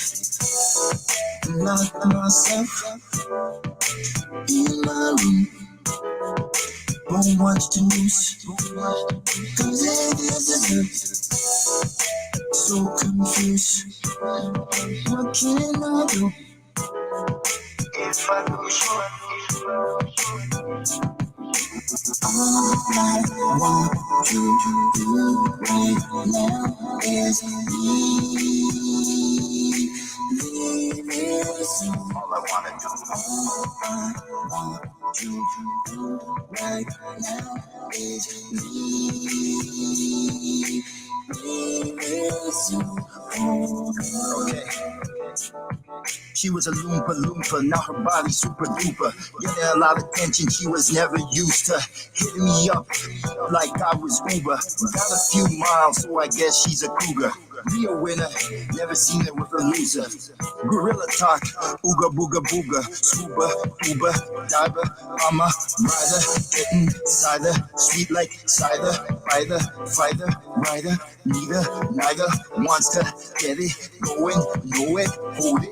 Fold it, blow it, wait, I'm joking. Cages broken from deep east, from down east on the street. It's a zoo. All I want you to do right now is leave this. All I wanna do. All I want you to do right now is leave this. Oh, girl.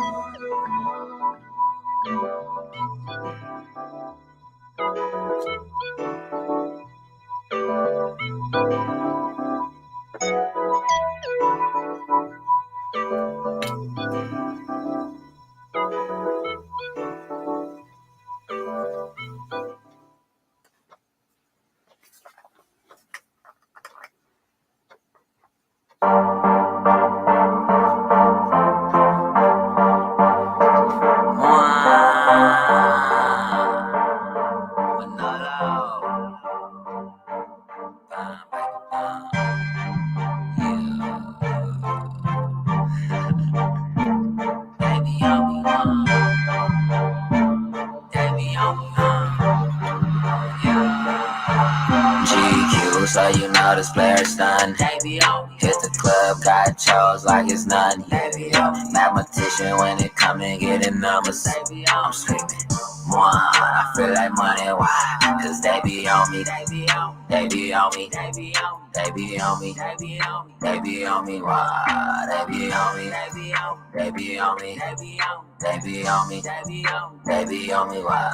I like look up in the sky, that's a bird, no, that's a plane. Chico just that fly, so make it splurge and make it rain. I keep that Scrabble mind, I got words and I got game. And she like circle goggle, she got curves and she got frame. If my Murata, I'm a squirt ball in her lane. She give me gobble gobble, she superb with that good brain. Now baby, about that action, make them bird drive me insane. I'm a jigger, no action, mama purchase this good name. And fire y'all employees, you dealing with a boss. And kick it with a player, I got juice and I got sauce. You messing with them losers, I feel sorry for your loss. I'm a heartthrob, baby, I can feel your beating pulse. GQ, so you know this player's done.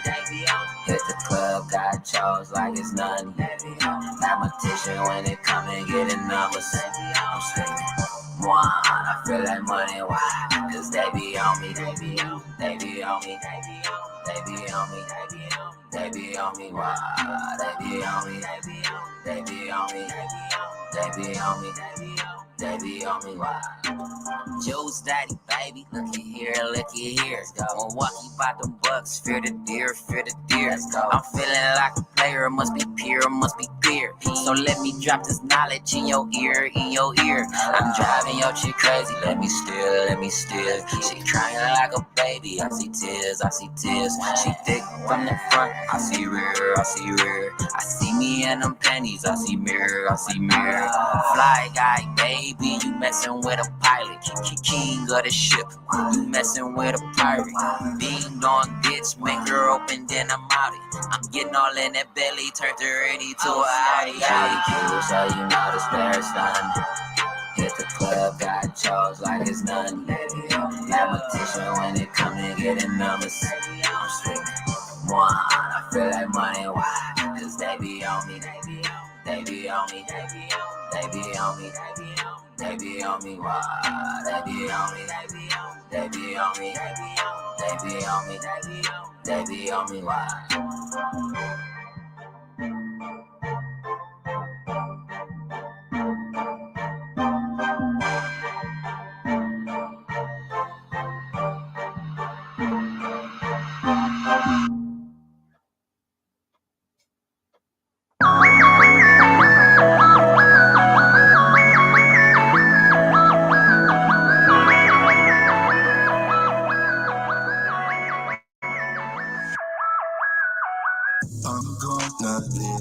best life. Don't care if my head ain't right. I'm gonna live my best life. Don't care if my head ain't right. I'm gonna live my best life. Don't care if my head ain't right. Do you and live your best life? Don't care if my head ain't right. Where you from? Who you with? Are you a blunt? Are you equipped? I do my thing, stay legit. In this world, no one's innocent. VIP, get bottles. One snap of my fingertips. See these haters like blah blah blah, blah blah blah, talking gibberish. I'm gonna live my best life. Don't care if my head ain't right. I'm gonna live my best life. Don't care if my head ain't right. I'm gonna live my best life. Don't care if my head ain't right. Do you and live your best life? Don't care if my head ain't right. Rolling and rolling SUV. Rolling and rolling and rolling with my homies. Rolling and rolling and rolling SUV. Rolling and rolling and rolling with my homies. I'm going to live my best life. Don't care if my head ain't right. I'm going to live my best life. Do you live your best life? Do you live your best life? Do you live your best life? I'm going to live my best life. Don't care if my head ain't right. I'm going to live my best life. Do you live your best life? Do you live your best life? Do you live your best life? I'm gonna live my best life. Don't care if my head ain't right. I'm gonna live my best life. Don't care if my head ain't right. I'm gonna live my best life. Don't care if my head ain't right. Do you and live your best life. Don't care if my head ain't right.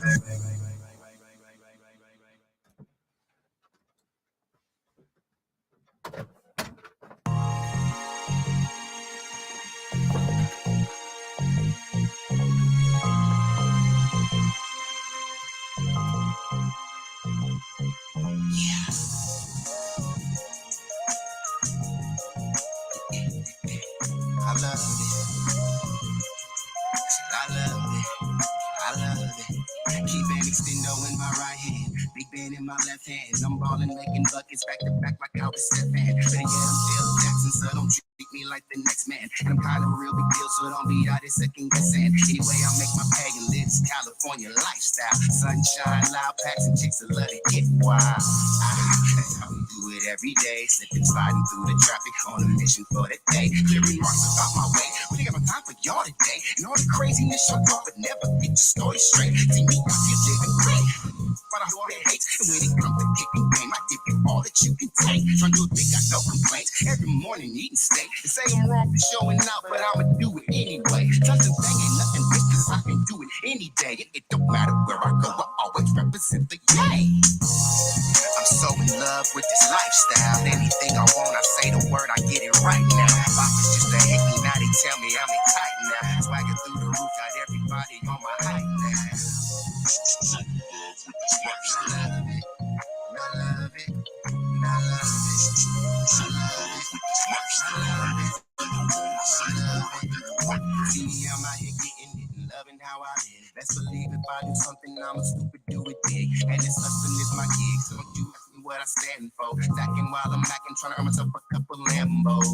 Yeah, you know them toys for them big boys. And for real sorts and all you other players decoys. Meaning you're not the real deal. Keep an appetite for dollars that I never miss a meal. All you suckers need to chill. I'm just trying to stack a meal. Pull the baddest bras around and love show they sex appeal. Little bit of Netflix and we chill. Losing clothes, keep on them heels. Working like a 9 to 5 and go right back to chasing thrill. I bring that real, never that phony. BS, y'all be stressing, put it down just like an OG. Perform these cookies, take flight. Some of y'all just out here acting, I'm a boss in real life. I'm so in love with this lifestyle. Anything I want, I say the word, I get it right now. Boppers used to hate me, now they tell me I'm in tight now. Swagging through the roof, got everybody on my height now. So in love with this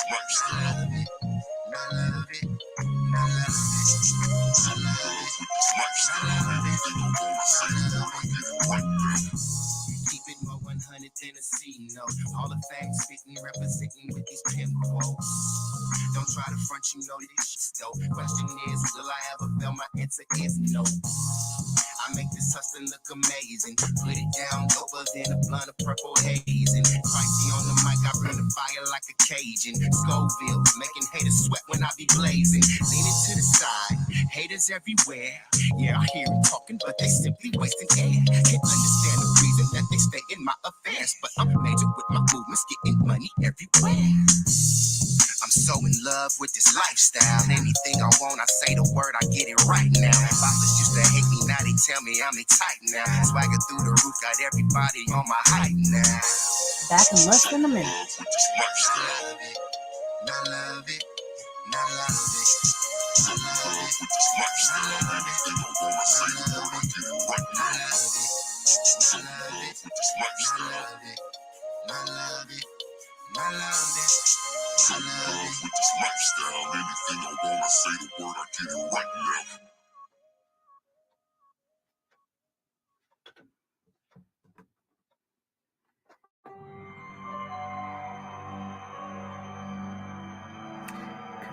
Creepy, very creepy. I'll go over here and turn this soundtrack down just a smidge. Just a smidge. Floyd just showed me this Elf on a Shelf video. It was so freaking funny. So freaking funny. Poor Elf on a Shelf. He's back on the sugar again. Poor guy. Best of luck to you, fellow elf out there. Gotta pull my ears down. We're doing Reddit ghost stories for this third hour. Also, welcome back, you guys. So sorry about the interference. Floyd was downloading a game. That's a big no-no when mom's doing her show. You can't be doing that shit, son. Can't be doing that shit, son. But yeah, he was totally cool, and he fixed it for me. So let me fix this. Let me fix my hat.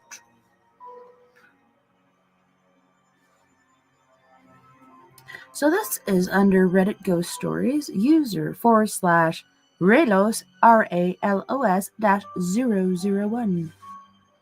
Growing up, I always seemed to have some sort of connection to the spiritual world. My mother would tell me it started when I was 3. I would apparently wake up with bruises, and when she asked, I would say, it's the scary old lady who lives with us. I've grown more accustomed to seeing them now, but something odd happened last month. I was watching my baby sister when my mother was cooking dinner. She walked into the room and asked me if I had seen any ghosts recently. I found this strange because she would always tell me to not mention it or bring it up. Still, I answered truthfully, which was, yeah, I see them in the corner of my eye and sometimes hear people calling me when no one did. Why? She told me to forget about it and went back to cooking in the kitchen. I forgot about it after that until this week. When I'm out or at home, usually in the kitchen, I always have the feeling someone or something is watching me. I don't know if I should tell my mom or just shrug it off. I wasn't worried until yesterday when I was washing up and saw one of them standing right beside me. I was a little scared and jumped. As soon as I blinked, it was gone. I looked around the room and nothing. Nothing at all. So what do I do? Should I leave it or should I talk to my mom about this?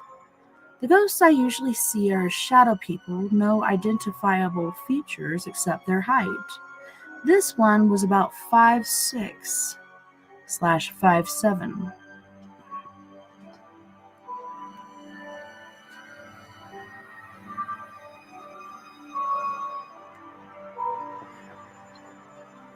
Now this one is by u/snap_zoom. The controversy of the Graham Hancock controversy. There's a lot of controversy going on in this story, don't you agree? I have a buddy who loves Hancock and reads all his stuff. He'd tell me about earlier civilizations and copper mines dating back impossibly far, etc. And I would always ask, so what's the point? And there wasn't much response other than to say, historians and geologists don't believe the research and that it's fringe science. Now I have watched his documentary, and it seems Hancock is carbon dating where possible, and it sure seems he is correct about ancient peoples around the world. It should be worth noting he's not claiming lizard people are giant sapiens or some weird alteration of any religion. Question: am I understanding this correctly? Hancock is just saying that human history goes back further than agreed upon? There are other sciences that amend and adjust the known facts as proofs and findings occur. Astronomy is a great example of this. There are examples that the last 20 years where astronomy has taken wild turns that are straight up mind-blowing. Why should geology be any different, or is Hancock really and truly full of shit? Hard to say. There's a lot of people full of shit out there that believe their own shit. Why should geology be any different, or is Hancock really and truly full of shite? And finally, as a curious observer, if Hancock is carbon dating these sites and the scientists he interviews are proving the dates using the scientific methods all the other scientists agree upon, what is wrong with his/their research? I am honestly trying to understand the controversy and the possible impact of his findings. Yeah. Well, they found out a lot of things like dinosaurs and humans have been around longer than they were originally saying. Some interesting stuff happening. We're constantly learning. Really, there's a lot of stuff happening. We're learning more, growing every day. Keep on growing. So this one is by U/SR_R Smith. My theory on aliens. They are historians. Really? Aliens are historical beings? Yeah, I agree, Jason. They need to replace that modem. I am leasing the specific modem. And they just keep telling me, like, we have no control over which modem is sent to you. Really? What the fuck is your job? Anywho. All right. So just a fun theory I was thinking about. What if aliens are simply historians? They could be indeed ourselves from the future traveling to the past to see how human life was and how certain historical facts really happened, recording it or even changing history to generate different storylines or history lines.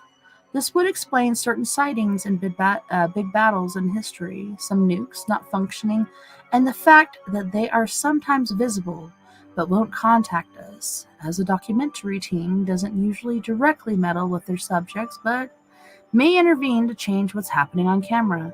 Don't take this very seriously. It's just a playful idea. Next. 2022 was bananas. Recap here. Yes, it was bananas. My life ended and restarted several different times.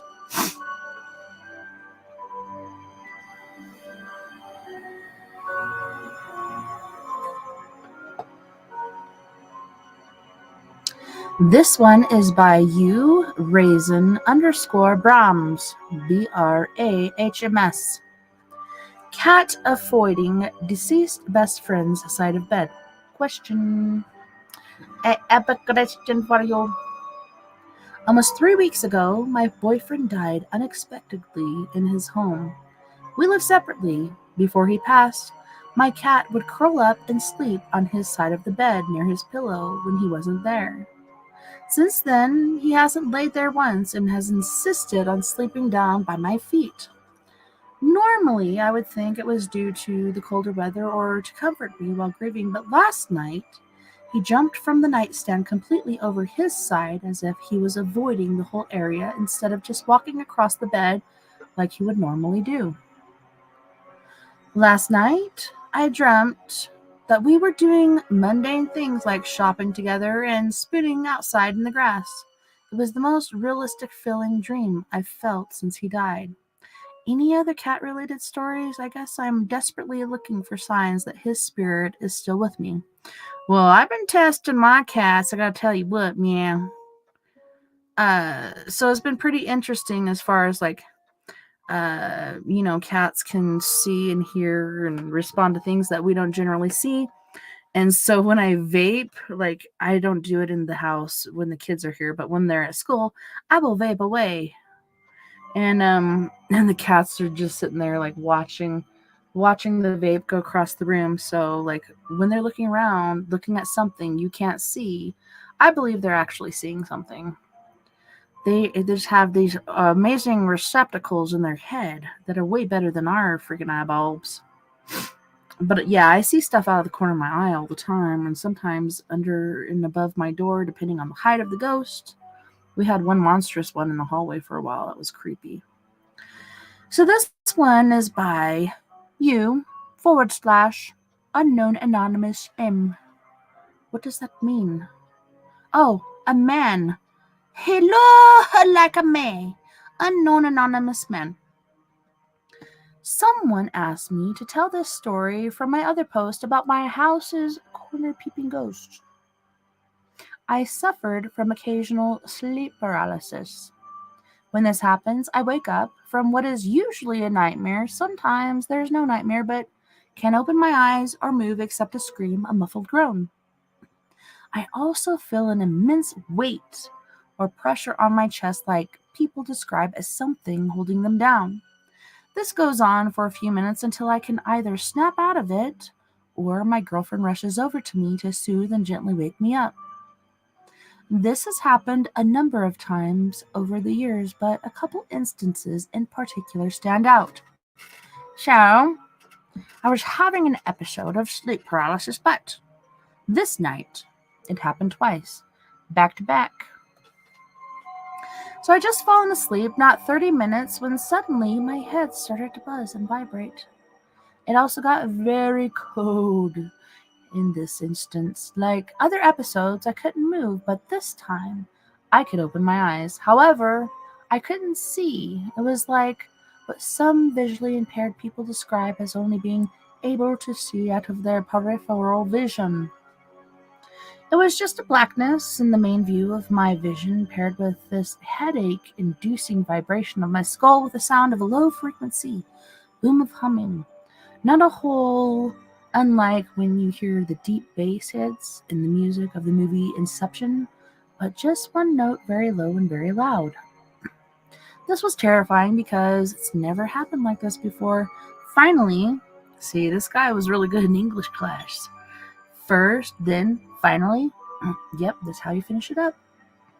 I managed to wake up, get some water, tell my girlfriend about it, and attempt to fall asleep again. But it happened again. Same blindness, same humming, same symptoms. My girlfriend then had to shake me out of it this time. Needless to say, I wasn't able to go back to sleep until the following night out of exhaustion. The other incident was a night terror where I was haunted and hunted by a demon or witch. I felt sharp, long nails piercing into my chest, but I couldn't wake up. I couldn't wake up out of it and felt the pain of being impaled. But that's a story for another time. Really? You want to save that one for later? Let's do that one later, okay? This one is by you /G.trip. My coworkers hear something calling from the sea. It is killing them.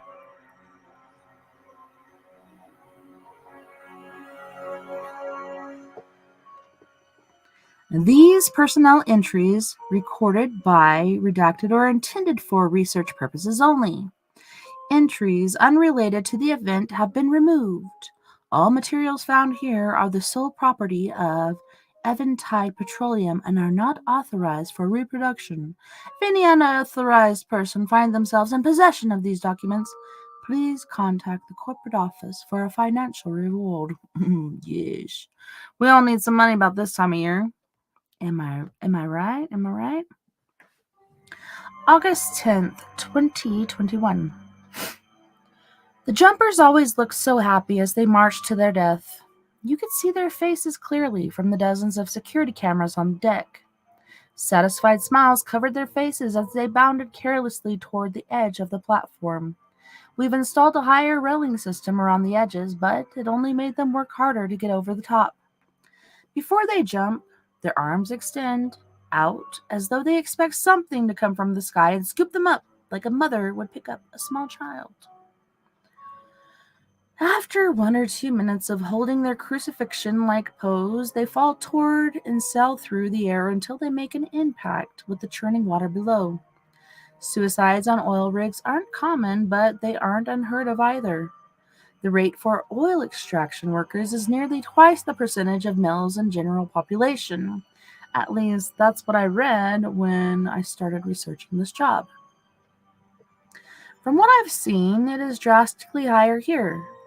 During my first month on the rig, I watched 2 men plummet to their death from the control room. Braxton and Garvin were their names. Happy guys, as far as I could tell. Wife, kids, and nice houses to get back to after their rotations. Best job in the world, Braxton had told me the day we met. He pointed a finger out towards the endless blue waves that spread as far as we could see. No better view, for that matter. It's almost like the ocean sings to you every night, like it never wants you to leave. He never did leave. 20 days after we met, Earl Braxton and Jimmy Garvin leapt over the side of a rig during the night shift. Their bodies were never recovered. That's creepy. August 28th, 2021. We've lost 3 more men since I last had a chance to write. Derek Overton had only been on the rig for 6 days. Young guy, couldn't have been more than 22. It was his first offshore job, and he had seemed so excited. He was a hard worker, too. You ever hear anything weird when you're working out on the platform? He asked me one day. Sounds like there's someone out in a boat ringing. Probably just hearing things. Try to ask a few other workers up top, but I guess they're too busy to talk. A few of them told me I should wear earplugs, but I don't know. The sound of the waves is soothing, the singing noise too. I kind of enjoy it. That was 2 days before he jumped. Our night shift crew wasn't fast enough to stop him. They never are. Doyle Hargrove was an old-timer. He'd worked on Eventide rigs for over 30 years. According to the duty roster, he was due to rotate home next week. His psychological evaluation was top-notch. No history of mental illness. All of his crew said nothing seemed out of place. If anything, he seemed happier than he had in months. Just the same, Doyle threw himself over the side of the rig during the night shift. The third death was a jumper. One of the motor hands, Alvy Spencer, was found standing near the edge of the platforms, arms outstretched, looking towards the sky. 2 roughnecks on the night shift saw him and managed to drag him back to the edge before he scaled the railing to fall into the dark. Alvy fought them tooth and nail as they pulled him toward the barracks. A few other men heard the commotion and came running to aid in the rescue. The motor hand punched and kicked everyone around him and scrambled to find a grip on the rig floor as they pulled him toward the bulkhead. That's wall for all you non-military peeps. The whole time he was just screaming the same thing over and over. Let me go! It's so beautiful, just let me go. Unsure of what to do, the rig manager had them secure Alvy in an empty storage room while they radioed the mainland crew. What's up, dude? Yeah, it's vaping cigar smoke. Get out of here. Get out of here. It's bad for your health. Mom, are you? No, I'm not. Can you say I'm reading a story here? Story time with me, Tessa TNT. Come here, boy. I love you. You're my good boy. Don't download any more games or else. Unsure of what to do, the rig manager had them secure Alvy in an empty storage room. Don't knock over my table, dude. I'm trying not to. While he radioed the mainland crew, they informed us they would send a helicopter to retrieve Alvy and take him in for a mental health evaluation. We were all relieved to have finally saved one, but the celebration came too early. When we opened the storage room, Alvy Spencer swung from his belt secured to a pipe. Poor bastard. Thought we'd managed to save one. Wah, wah. Bye, Alvy. September 20th, 2021. Shit just keeps getting more and more strange around here. There have been no more jumpers, which is great, but corporate has made some odd changes. Our old rig manager was replaced with some sweet from corporate. He doesn't seem to have much experience in the field, has a strange way about him.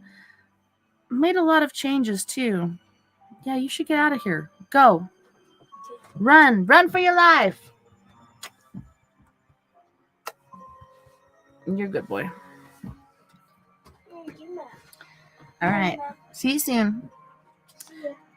So, everyone who works outdoors on the rig has to wear earplugs during their entire shift. You guys ever heard of sirens? Maybe that's what's going on here. No exceptions. It wouldn't be that big of a deal, but it's difficult to call someone over the loudspeakers with a wad of foam in their ears. Men have to work in two-man teams now, regardless of their position. If one goes to the bathroom, the other goes with them. They eat together, shower together. The only time you are away from them is when you go to bed. I don't know, wouldn't you spoon together too if you shower together? I don't know. You even have to fill out a daily observation report about your partner. The questions are weird. You figure it would be a productivity thing, but it isn't like that at all. Has your partner exhibited any odd behavior? Does your partner stare off into the distance frequently? Does your partner seem to hum or sing as they work? Have you noticed your partner spending too much time near the edge of the platform? There are also tons of signs posted everywhere on the rig saying we should report any strange thoughts or compulsions to our superior and supervisor. No telling what kind of weird stuff those poor bastards are hearing from the crew. It's almost an open invitation for bad jokes. I'm not sure what the hell is going on out here, but it may be time for a job change. My rotation is up on November 1st. I can't get here soon enough. October 17th, 2021. Working up on the deck has been a nice change of pace. We've been short on roughnecks lately, and I accepted pay bump to help out with the grunt work. Steve, my partner, doesn't follow me around too much, which has been pretty nice. We're both old-timers, so it wasn't too hard to work out an agreement to skirt a few of the new corporate rules. Those damn earplugs annoyed me too much, so mostly I just leave them out. None of the young bucks on the crew say anything about it. Most of them have started keeping theirs out too. Not hard to manage. The suits from corporate stay inside in the air conditioning. Gives us a free run of the place. I'm more relaxed than I've been in months. Braxton was right. The ocean does sing to you. Sometimes I close my eyes and it almost sounds like a woman. I can almost see here, down below the rig, floating between the white caps. She's beautiful. It's like she's singing just for me. What did I say? Sirens. Here we go. October 21st, 2021. Steve jumped from the platform yesterday. Not a good idea, Steve. We were doing a security check on the railing system around the edge of the platform. They had been hastily installed as the incidents increased, and the material wasn't holding up well against the salty sea spray. Bad news for the maintenance crew. Hey, Steve said to me as I was examining the bolts fastening the railing to the deck. I looked toward him and saw him pointing into the ocean. Look out there! Looks like a damn lady swimming in the water. It's 15 miles to shore and there isn't a boat in sight, Steve. Your eyes are playing tricks on you. No, he stated. Take a look for yourself. She's waving at us. I think I could hear her singing. Fucking sirens. Here we go. Then I saw her, pale skin, dark hair, slender frame. She was bobbing up and down in the water. A long, thin arm waved above her head. She was too far away to make out any details of her face, but I couldn't help but think She would be the most beautiful woman I'd seen if I were a bit closer. A strange thought to have when you see a woman floating miles from shore, but it haunted my mind. We've got to get someone out there to help, Steve said. Run up to the office and tell the rig manager we need to get out there to help her. I ran as quickly as I could to the office and threw the door open like a bull in a china shop. It started the men inside and gasping for air. I told them there was a woman in the water, and I told them to follow me. We charged out of the office in the direction of Steve. By the time we returned, Steve was standing on top of the railing, arms outstretched. We shouted his name and ran toward him, but he never turned his head or acknowledged us.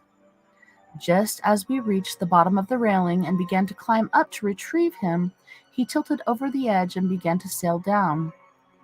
My eyes were wretched in horror. As Steve passed in front of my face, I caught a glimpse of his serene smile. October 30th, 2021. The rescue crew never found Steve or the woman we saw in the water. I feel like I'm going mad.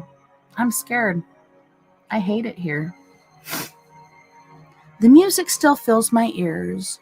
As I sit here on my bunk, layers of still walls and bulkheads can't drown it out. It's maddening but oddly beautiful. I want to stop, but I also don't. I would probably sound so much better if I could get a bit closer. I wonder if the woman Steve and I saw was the one singing. I wonder if she is as beautiful as I think she is. Maybe she's still down there. She just needs help. I should help her. I'm going to see if I can spot her. I'll just stand by the rail for a while. Just for a minute. Not a good idea. Don't do it. Stay away from the sirens. They're bad. Oppenheimer wrongly stripped of security clearance, U.S. says. With so many holiday scratch games to choose from, you can give the gift of up to $250,000 to everyone on your list. That's a lot of scratch. Put up your holiday scratch games today. Ain't gonna do it, can't afford it. So this one is by you/babyfaced liar. I was about to say liar. My childhood ghost stories, part 1. I can vividly remember all of them. Every experience that I've had with paranormal, it's something you don't forget. The worst one that I think has ever happened to me was probably around Christmas. I remember being around 7 or 8 and living with my dad and his girlfriend, who had 2 kids at the time. Their relationship was the worst, and honestly, I think that she had some kind of spirit attached to her. What a wicked bitch.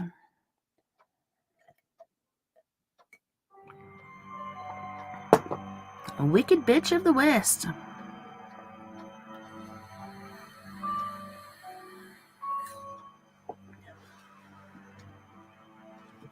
Anyways, I remember laying down that night and turning on the Christmas lights that my dad had set up in my room. I've always been scared of the dark and even now sleep with a nightlight. I laid there and fell asleep. I was then woken up by the sound of my walk-in closet door slowly opening. It had this scary creaking sound to it that honestly made me want to cry every time I heard it.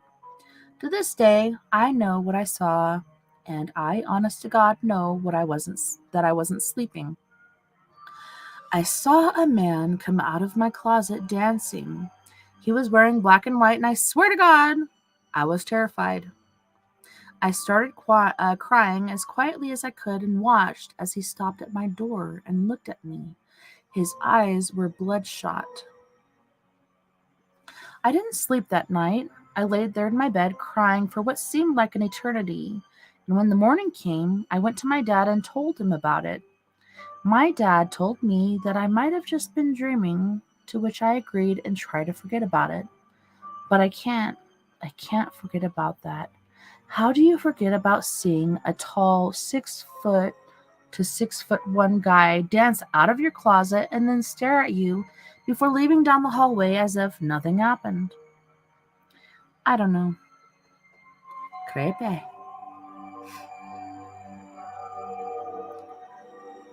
Yeah, this is just a question. What do you think about near-death experiences? Pretty intriguing.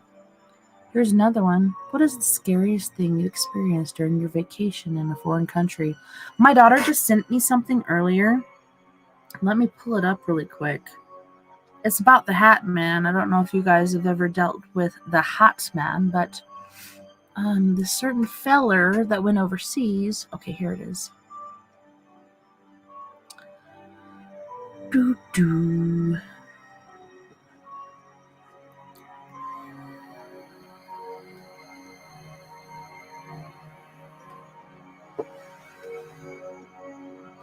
Rogers won't stop talking about. Hold on, let's go back here. Go back. Won't stop talking about the Hat Man since his. Oh, she just sent me a cute video. Little Sunny Jim. Since his ayahuasca trip. Not much is known of the mysterious Hat Man except that Aaron Rodgers first started seeing the shadowy figure after his ayahuasca-fueled trips in Peru during the 2020 and 2022 off-seasons. Aaron says he will sometimes appear in the distance, usually veiled by darkness, holding the corpse of a dead rabbit and sometimes a blade.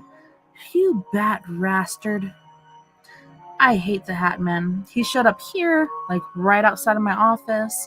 Very same night he showed up at my daughter's house in Ignacio. She used to live in an old church, but yeah, that's fucking creepy. What the crack? Yeah, this is a video of a goat crying in the bush and then it runs off and it's like it doesn't have the front of its face. It's got everything else, but its little tuchus is missing. So this one is by you, Shrek Yeet Man. Shrek Yeet Man. Oop, don't yeet that out the window. I'm stuck in my room. So some backstory on this. I'm 27. I'm a male and I live alone. About 3 days ago, I walked into my room. Big mistake now that I think about it. So I walk into my room and I start playing on my PC for about 30 minutes and I'm hungry. And I open the door, walk out, and I'm back in my room at my PC. I think I was daydreaming, so I try again. Same thing. I text my mom to come to my house, and she calls back saying she is here, and she was in my room. Only thing, she did not see me, so she thinks I am pranking her, so she yells at me until I send a picture. Only then does she believe me. Right now I'm hiding, typing on my phone. There is some four-legged thing. I will update if I come back. Update. It just ate my computer and my wires and my charger, so now I'm left with no charger, no PC, and at 37%. Hopefully I get out. Just looked out my window and saw nothing, just a void. I'm at 2%. Big update. I made it out. My mom was on my chair, crying and shocked to see I came out of nowhere. We called the police. They say there is nothing they can do. I don't know what happened. That's pretty creepy. Did anyone else's Excel bill increase about 200% this last month? Elon Musk SpaceX continues to detect something massive on its missions. That's creepy. What the fuck is out there? I know there's a lot of stuff out there, and I feel like a lot of the sightings that are going on with UFOs is happening like more rampantly. Like, and even the fleets are getting bigger as far as UFOs go. Pretty crazy stuff. Oh my goodness.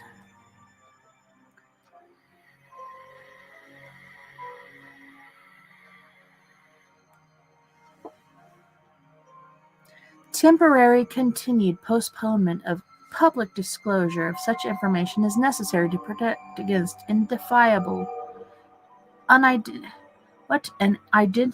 harm to defense, intelligence operations, law enforcement, or the conduct of foreign relations that is of such gravity that it outweighs the public interest in disclosure.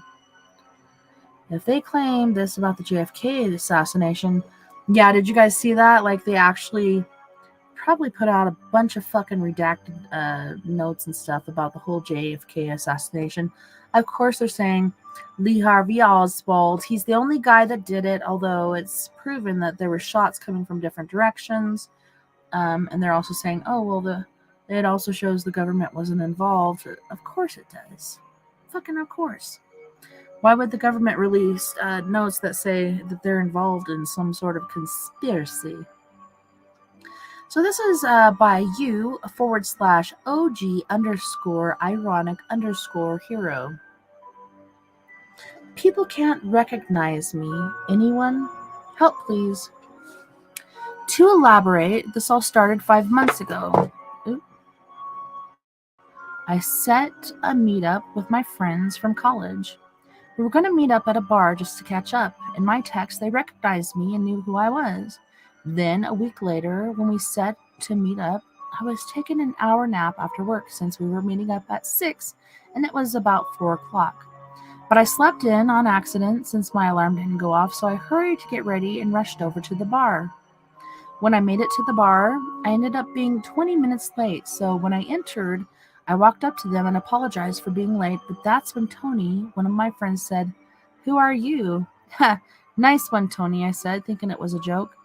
"How did you know my name? We never once met you before," Tony said, with the others nodding in agreement. "I'm your friend. We met in college," I said. "No, we didn't. Whoever you are, you need to leave. I have proof we met, and plus, I set this meetup," I said, taking out my phone to show them text. "See, I set this up. That's just a reminder that you have a day off of work. And plus, you're not in our group chat, so you better leave before I get security," Tony said. So I left, and when I got home, I called my childhood friend, talking over video chat about what happened, and even they thought it was a prank until we realized I wasn't in the group chat. So we both thought it was weird and just decided to say our goodbyes and go to sleep. 2 months later, I went to give a surprise visit to my parents, but when I arrived, it happened again. I knocked on the door, and my mom answered and said, "Who are you?" Thinking they were joking, I said, "Good one, Mom." She instantly replied with, "John, we have a stranger at our door saying they're our son." My dad soon came with a bat saying, "Get off our property now." I replied with, "What do you mean? I'm your son." He said, "We don't have a son. We only have a daughter. So unless you have proof, get out now or I will call the cops."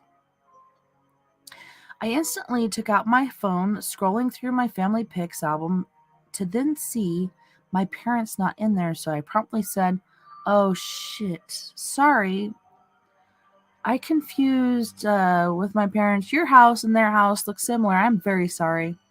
My dad replied, "Oh, okay, we get the confusion, but still, get out now." I replied with, "Yeah, sorry, bye now." After I left and got in my car, I called my parents' numbers to see what would happen, and all I heard was that the number doesn't exist, so I called my sister and the same thing happened. They don't exist. Now it's today, and my childhood friend is starting to forget me. Her memories are fading of me, and my ID is starting to disappear. But me and my friend came with an idea for her to remember me.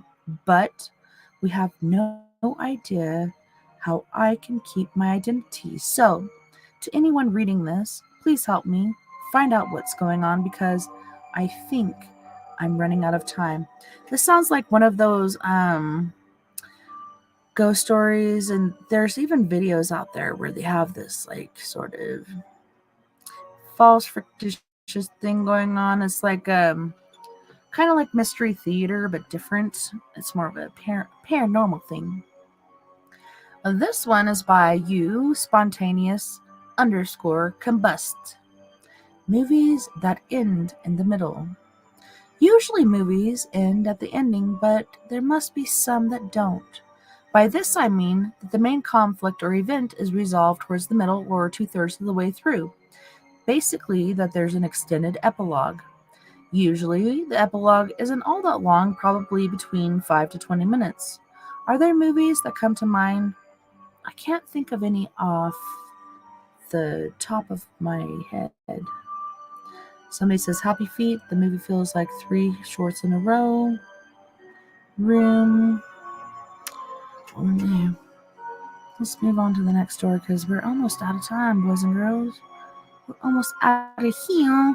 Actually, I do need to start the end score of the show and do my outro. Hope you guys enjoyed Hauntings. Hope you guys enjoyed Reddit ghost stories. It was pretty interesting. I hate it when people put those like fictitious things out there though. I want to read real ghost stories. Do you want to build a snowman? No, my hands are already froze.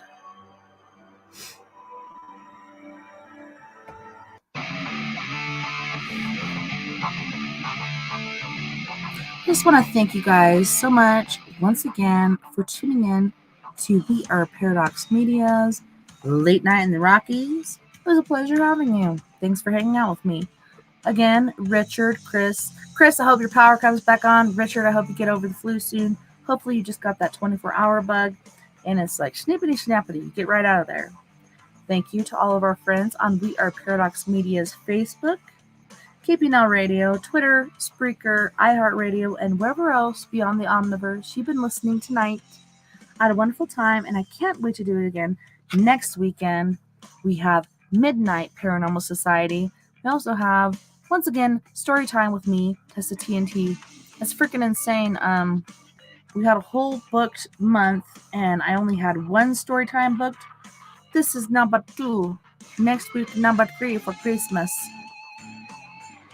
You guys, don't forget, we are all in this together. Together, we can make the world a little better. And together, my friends, we are Paradox Media because without you, there's no us. So, until next time, nighty night, love and light. Please take care of my yous. Have a wonderful holiday week. Hopefully, you don't get trampled at the shopping mall or wherever you're going for your goodies. It's better to shop online, I think, but Merry Christmas, Happy Hanukkah, Happy Kwanzaa, Happy Holidays to all of you guys. Take care of my yous.